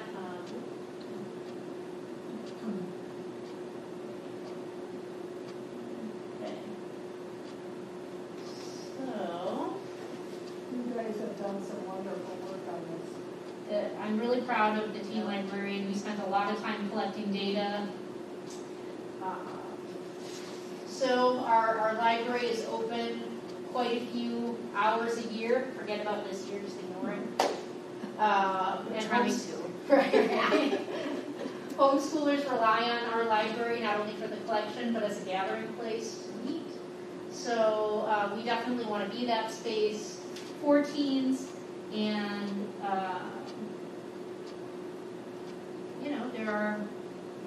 it's a great place to be. Why not have them be at the library as opposed to anywhere else? Teens will meet when they want to meet, and if they can be someplace where, it's a safe place, it's a clean place, educational materials, the ability to get schoolwork done, internet, why not here? So, on average night at the library, 61% of it is going to be teens in the evening, and between 5 and 8, anywhere between 8 and 9 teens are in the library. And that is, of course, excluding our very famous finals, when there was about 46 teens a night.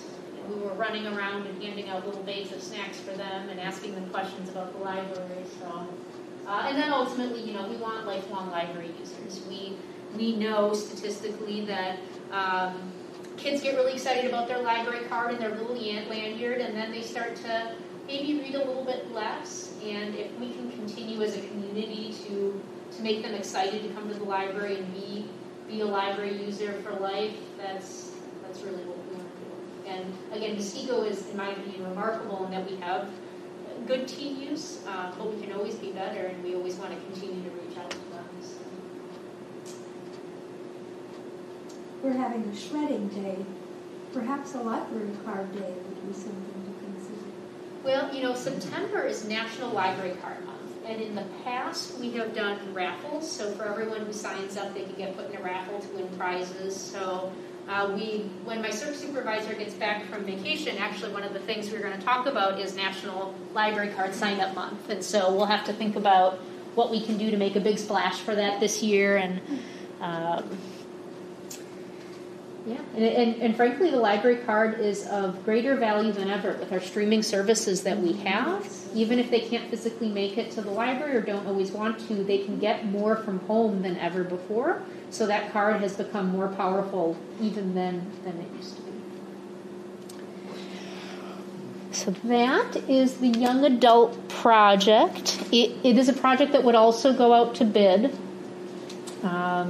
Jeff and I talked about that quite a bit, the city attorney, and it felt enough, it's public construction-y enough to warrant that. I thought last month we had some numbers. There's numbers on it. Do we have numbers? The numbers are. Oh, yeah. Oh, yeah. We have a grant already through Bridges of Yep, about $1,500. So that will be applied. It's an innovation grant, so it has to be applied towards something related to building, but often technology. So we thought, given that we're adding technology components to the teen area, that we would apply the grant towards this. So, and then the friends and I, that Quick Trip grant that we're working on, we are hoping to see if we can use it on this project as well. I think that Quick Trip would be really excited to fund a project like this. So we're gonna shoot for that. We know that people who fund grants, they like really specific projects that sort of win the hearts and minds, and I think this is our most emotionally stirring project compared to the carpeting. Yeah. So Unless in they try and put their addition to name on that- it, the Quick Trip teen area. Yeah. Oh gosh. That's what I was thinking, you know? Oh, I might have to draw my foot on that. I don't know if I want a Quick Trip There we go, teeter. sponsor signs all over the. Yeah. Right. Yeah, it's a good idea. Yeah, it depends on if they're gonna fund the whole thing, you know, then. I'll tell you what, I will let them stand next to me when we cut the cake, and I'll post it on social media. Well, are you thinking fundraisers in addition to any?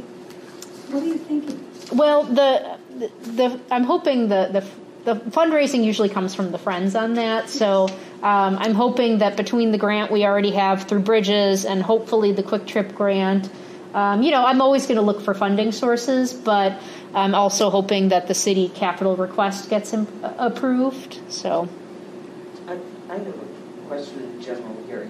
You're down to the dollar on carpeting and flooring. You know, it's an odd number. I'll call it. It's literally an odd number. Sure. 363 at the end. And then it looks like the numbers for the YA is like $56,096, if I remember. yeah, So are we better off, let's say, just again for an example, throwing out numbers, to make the carpet and flooring 120,000, keeping everything like 000 type thing? Because then to me, if not, then the 56,000 should be 56,096. Sure. Okay, and I don't want to split hairs here, but I'm just wondering what's the best way to do this, or even 119. I don't care. Gail, you know the mentality behind gasoline being 191 point.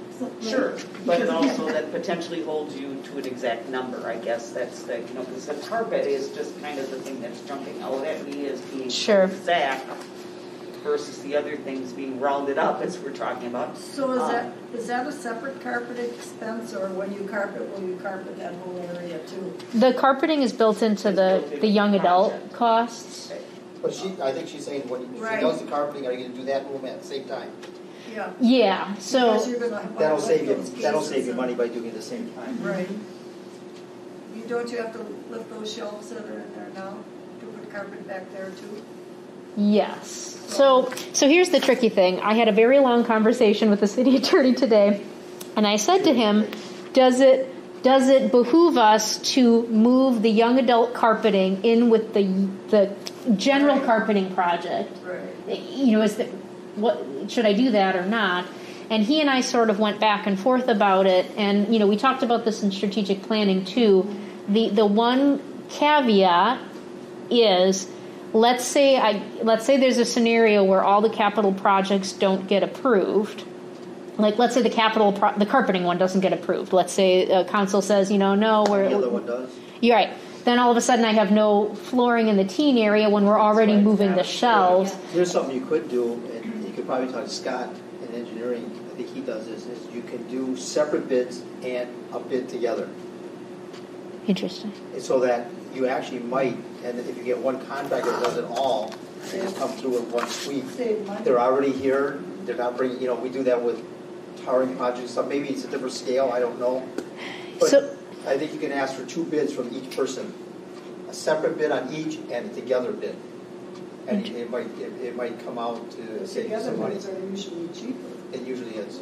Now Usually would is. Especially depending on how hungry they are. They see a $100,000 job, and now they see a $200,000 job. They're like, I want that $200,000 more than I want that $56,000 one. So are you doing that, both projects at the same time? Are they having different carpeting in that area? You're gonna run the same carpet all it'd be the way through? most likely different carpeting. But you So- have manpower here already. Right. Labor. It's true. So here's my question, though. The carpeting project is just a carpeting. Maybe I'm not looking at this the right way. So the carpeting company doesn't require a general. BSI does everything. I just know that. But so they'll do. So you're suggesting that the bid go out for the young adult area, and that if the contractor also wants to take care of the carpeting for the entire library, because I don't know if it would work in reverse, because the carpeting company, the big carpeting project, they're not a general contractor, so they wouldn't take on that the young adult design part of it. But if the primary project is the young adult redesign and carpeting's part of it, then the general contractor would subcontract out the carpeting to potentially also include the full area. How about if we leave it that you talk to Scott? He'll know if it's a good idea or not. Sure, I will. Because then he does that. You try to use the resources together, and then you try to use the resources of the carpeting. Other libraries did it. There's deals on that and whatever. So. Yeah, I can certainly talk with Scott about that. I know that that when the attorney and I talked today, we were talking about making two separate projects. Right, making sure that the young adult project was self-contained and could survive on its own with its components. Well, see, that's why you could bid them separate and together. Right. So maybe it's a bad idea, but nope. I'll ask him. Maybe you could save $5 or $10 grand. Yeah. Yep. And then not tell anybody for the next year's budget. No, I'm just kidding. No, never would do that to those listening on the recording. Can I bid projects together? Okay, I've made a note of that. But to get back to Gail's original point, it does look a little funky. I agree. I think the part of me that strives for the things that I know, I felt like, okay, it's got to be 118,363. That it's got to be at least that. The other numbers are more like they're rounded because furniture and freight charges, and so I didn't have the same exact to the dollar. So I thought, well, if I happen to have an exact number, I should try to put that in. But certainly, if you all would like an adjustment to round up to 119,000, I could certainly do that. It's just something I know and the only reason I'm bringing it up is because the YA area is 56,096. I know. Okay, yeah. So because that one is exact, so should then YA be changed? I'm not necessarily advocating one or the other, but if you are wanting some exact numbers in there, then that number should change. And you're not going to be exact anyway. You need bids. Right. Yeah, and that's what I'm saying. To me, I just round everything up and make it. I don't know how you prefer it as a council member to see rounded up numbers or exact ones, or we depend on her to put her budget in. So I just am bringing up because you have one exact number and then the rest of them are all kind of rounded. And so I think whatever exact numbers make a better impression. I have no judgment one way or another. But we don't have exact numbers because there's no bids. Right. See, that's when we get the exact numbers. By the time it comes to us, hopefully we have exact numbers. Not always. Sometimes things are still out for bid and we approve them pending bid. But the budget, we approve the budget, not the bids, but we approve the budget pending the bid. Right, yeah. I was like, no, I wasn't supposed to take this out to bid first, right? Because that would... No, you can't. Right, yeah, exactly. There's no money to spend. Right, exactly. I was like, wait, I didn't do this wrong. Maybe there is money to spend. Right, yeah. Just round it up. Well. That's a big deal. Well, I can change it to 119,000. I don't want to be a pain here. It's just an observation. I'm fine either way. So if there's the will of the board one way or the other, you got the same issue in 2022. You get a wonky number of that one. Also. I know. So I don't want to open up a can of worms. I was more concerned about the YA number being more exact than what it's showing in the. Sure. It'll all change when you get the bids in. Yeah. So, and you can leave it. I just wanted to raise it. So. Okay. I think that the public is more pleased when you show exact than rounding up, because than the one. Yeah, but we don't know the exact. Yeah, you don't know it, 'cause This is, we're- her exact is an estimate Yeah, right now. so Right, I don't know. realize that, Yeah, so we're at the mercy of not knowing either way. We could put 150,000 in there, or That's right, 80,000 in there. exactly, you can bump all the numbers up, so, Let's go for $1 million. so whatever you, just raising it. Oh. Say we'll build a wing in the library. All right. So the last project is the reference desk. So it is also 20 years old. As I told the strategic planning committee, I think it knows it wants to be replaced because it's been breaking over the past month. The drawers keep breaking, so I think it knows. It's just the big challenge with this desk is that it was built and oriented in a really odd way. So the computers are facing our puzzle table and our children's area. And the higher traffic areas are actually patrons approaching to talk to us about the technology and then also the front doors. And you can't just shift the seat towards those positions because the desk is at different heights and the computer stations are at different locations. So the desk being redesigned and a new desk would allow us to reposition the staff. It would allow us to have a desk all one level so that we don't have that awkwardness, and in the future we can be agile and move stations to where we want them. It allows us to, kids are always like craning their head to look over at us, and it allows us to be at a good height. And it allows my staff to be positioned at the most highest traffic service points, not only just from a service benefit, but from a safety perspective. Right now, the way they're sitting, they're being approached at their peripherals, which is not a great scenario when you're working at a service desk. You want to be able to see the front doors easily, and you want to be able to not have people sneak up from behind on you like that. So that would be the benefit. Be an exact retrofit, fit the exact same dimensions that's there. Yep, that's what we're looking for. Just different height, and it's an ideal time. That project is paired with the carpeting project. That's what I was wondering, if there's going to be a shift in anything. So if for some reason the so those projects would dovetail nicely together if we could swing the funding.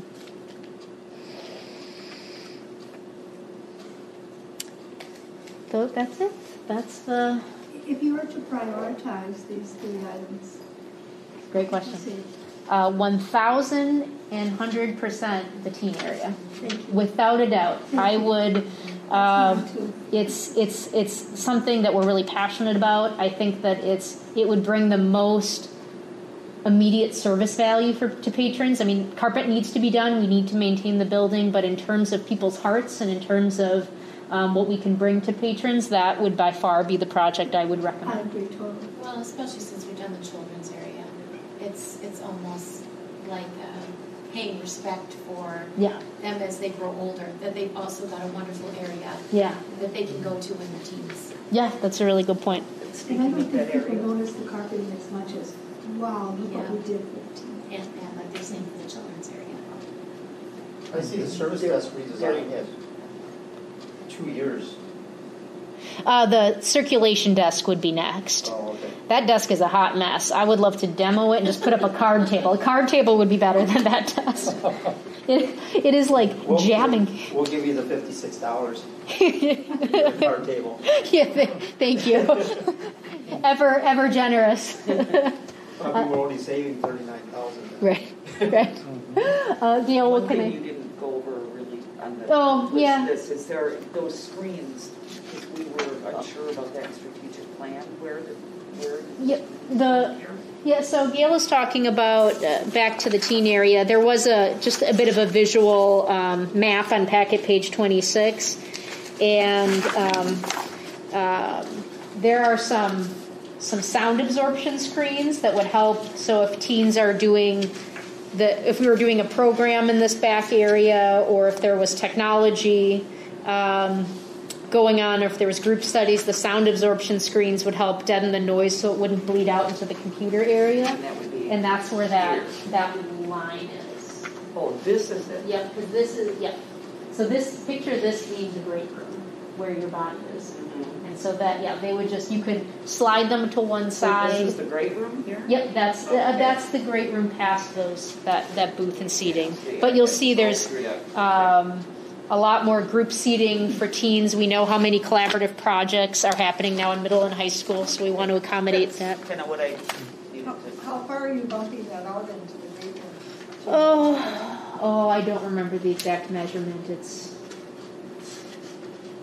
10 feet, maybe? Oh, that's awesome. Yeah, we don't need that much space in the great room. The teens would benefit from the space more. So. That's great.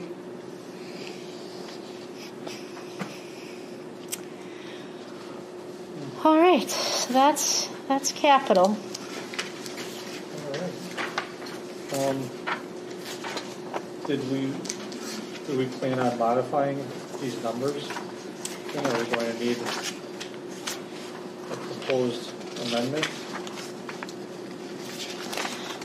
So I think the only, it's, was there any feedback, any changes that anyone feels should be made?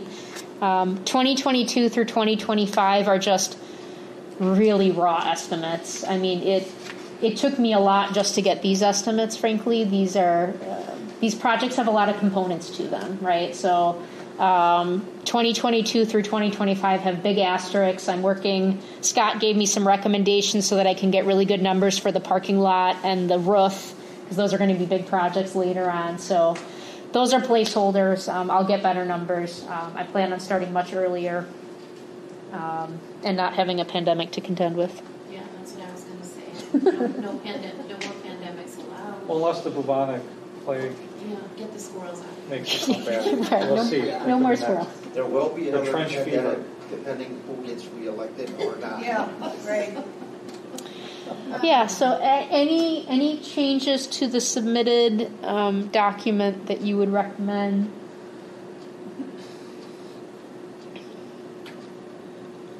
Anything at all? I can't think of At How could you this top juncture, this? I would suggest you put a motion on the floor, because now you're getting into Okay. substantive. Yeah, so let's put it on the floor. The original motion would be I'll entertain a motion to approve the 2021 capital budget. And am I allowed to make potentially a small recommendation to the motion? Strategic planning, when you endorsed the budget, one of the things you endorsed was the prioritization of the teen area of those projects. And then Nancy mentioned again that she thought that was the project.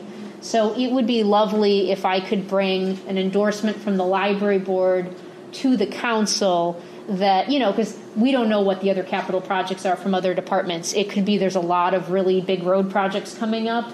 And if there's a case to be made for maybe the library can't get every project, I would like to be able to say that the library board prioritized, And you'll be the.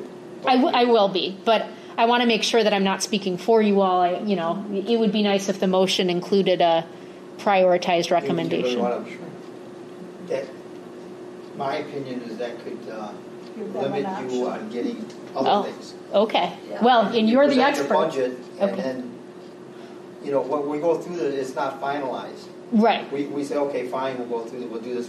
No, we're not going to do that. And I said, wait, I want this instead. We can talk about that. Yeah. And then you also have, the budget's not finalized till November or whatever it is, Mm-hmm. October, whatever it is. So if you want to come back in front and say, well, I looked at this and I feel that you approved something that I'd rather have this instead, can we talk about it?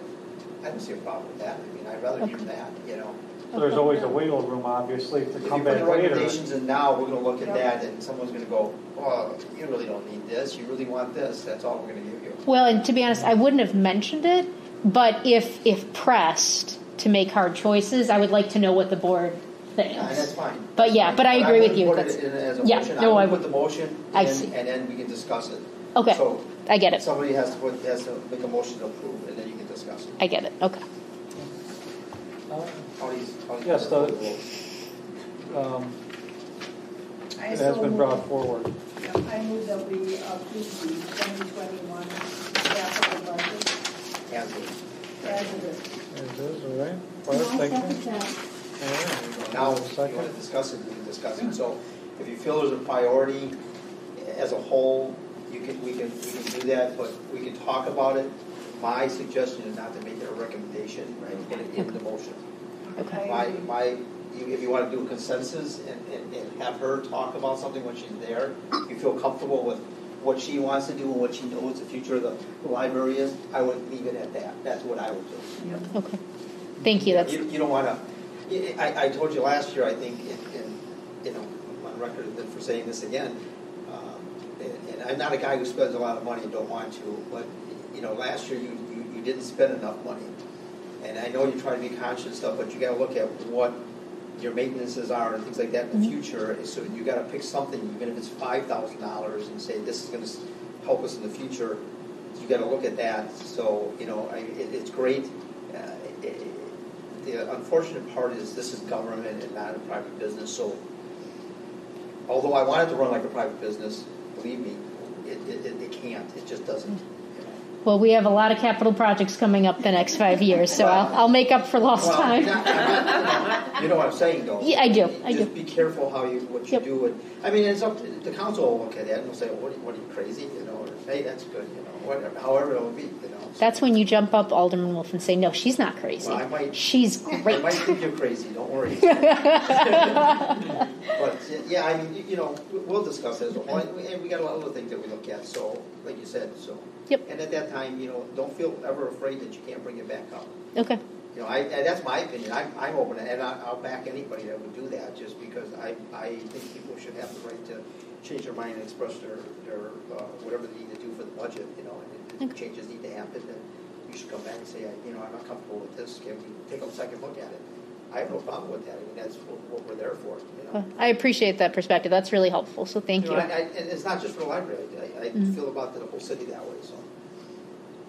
Good for you. I'm a taxpayer too, I'm amazed at all the projects you guys have done and our taxes have not gone up. It's just and yeah, I won't make any comments, but yeah. Any further discussion? Questions on the proposed budget as presented? All those in favor, right? Yep. Well, hearing none, all those in favor, please signify by saying aye. Aye. Are there any opposed? Any abstentions? All right. The 2021 capital budget is approved. Thank you. All right. And that will take us to our last new business item this evening. Item number 4, discussion, possible action on the COVID response to library policies. Said that at the beginning, didn't we? Yeah, we did. Yeah. This might be a rehash of. Yeah, I don't want to go through another 45 minutes. No, and we can, you can defer this to next month if you want. Just the little bit of background is I've made some temporary adjustments to some policies, and I've done it over the course of just having to respond to the business needs. But these are library policies, and I want to be respectful of that, so you know that I'm just not going rogue and just doing whatever I want. Well, you were governed to do. Yeah, right. That's what you hired me for. But I wanted to. There was reasons you had to do some of it. Certainly, yeah. Right. But I did want to make a list of it, just so that it was tracked formally, and you could see that. And then I sort of just wrote up a little document. It's not a library policy.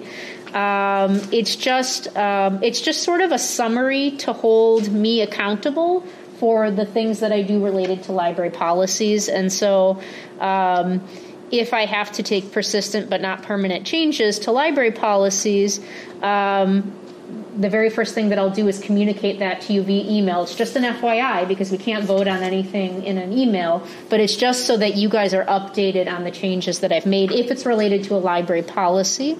And then at the next scheduled meeting, I would make sure that that was articulated.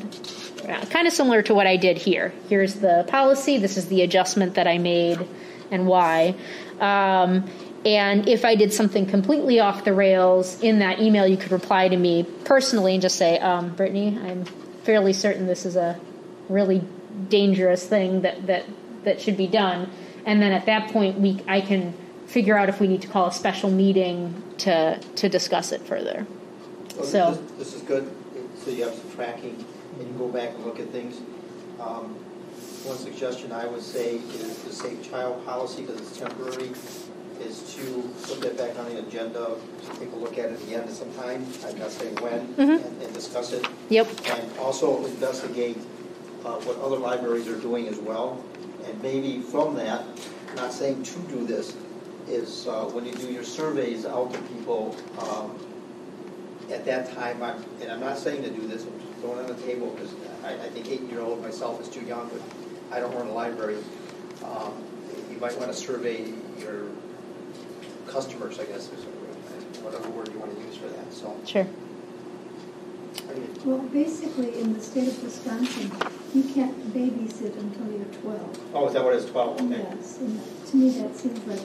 That's a no-brainer at that point, but I don't know if that libraries, I don't know the rules and what, but I think, to me, it looks like good policy. I just don't like it as temporary, and that's why I'd like to have it brought back up. It can be brought up a year from now, I don't care, but it should be brought back up and either be made permanent or taken away. I'll do some more digging to see what other libraries do and gauge. You don't want to always be like everybody else. So, No, I won't. But again, I'll give you the landscape, and that helps us determine what to do next. I don't want you to kill yourself on work on that either. So. Yeah, right. Thank you.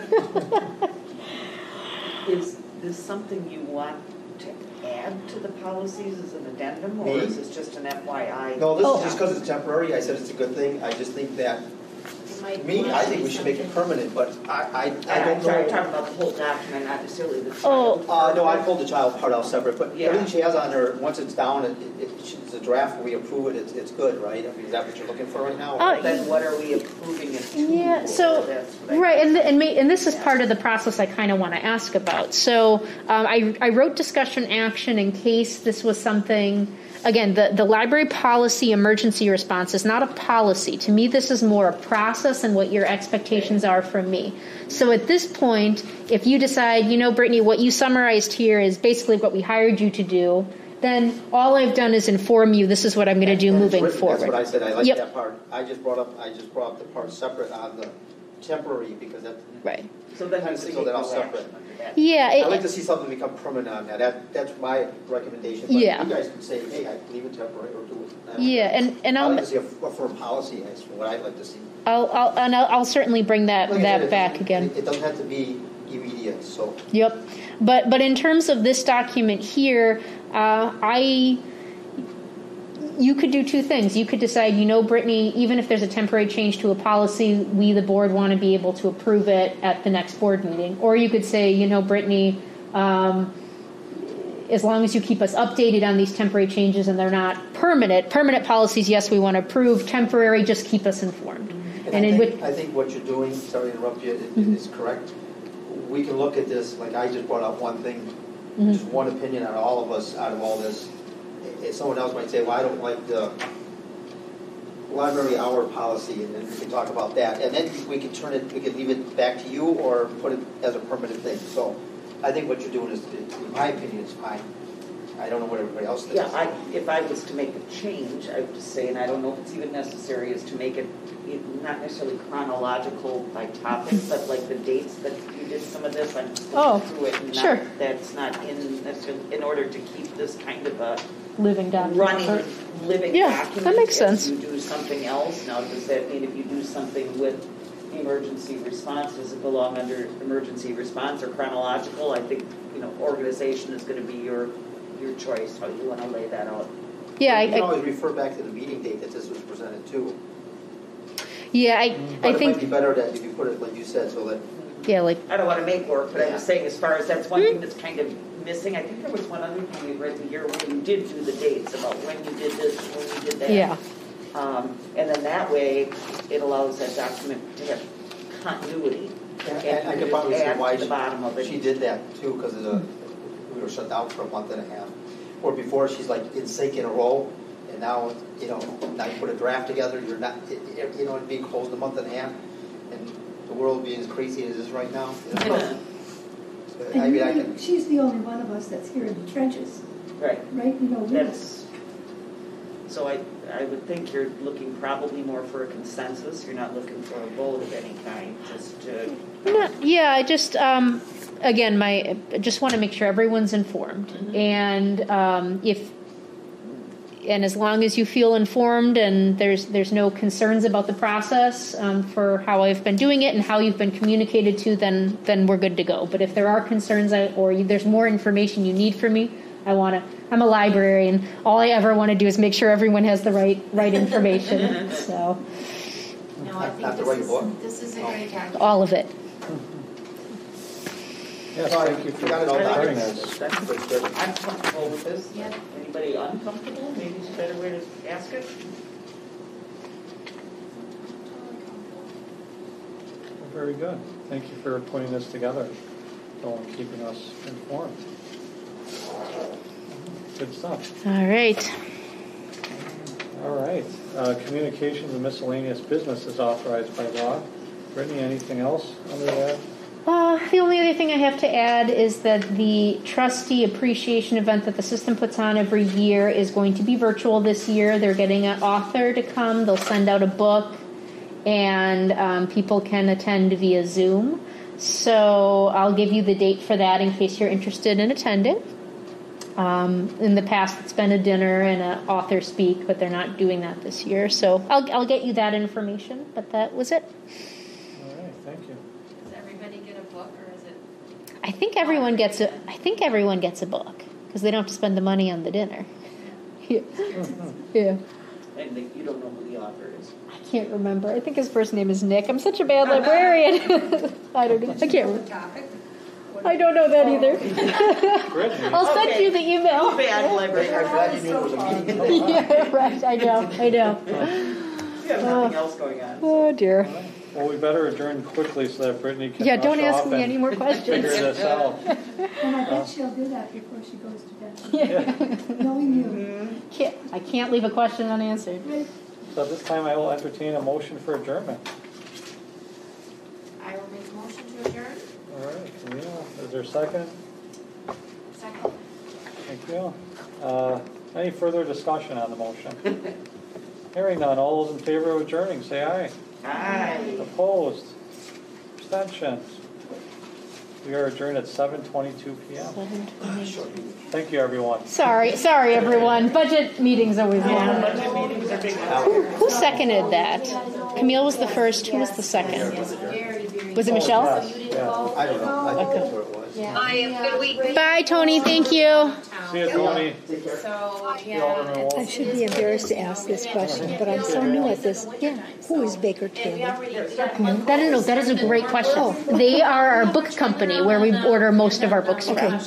So yeah, you tend to see a lot of bills coming from them. It's perfect. No, that you shouldn't be embarrassed. I get that question from almost every board member. for a day if we Nobody knows who Baker and Taylor is. At the Lions Park. Yeah, I know. Yeah, It was like I got stuck up. across the crowded room. I got stuck upstairs, and then before you know it, it's almost time to leave. And I just left. I don't know if you guys left before me. What's it? Oh, yes, please. Did it work? Were you able to feel the warmth? Oh, good. Okay. Okay. So you're doing all right? Yes, there's just two. Well, yeah, he gets tired, so.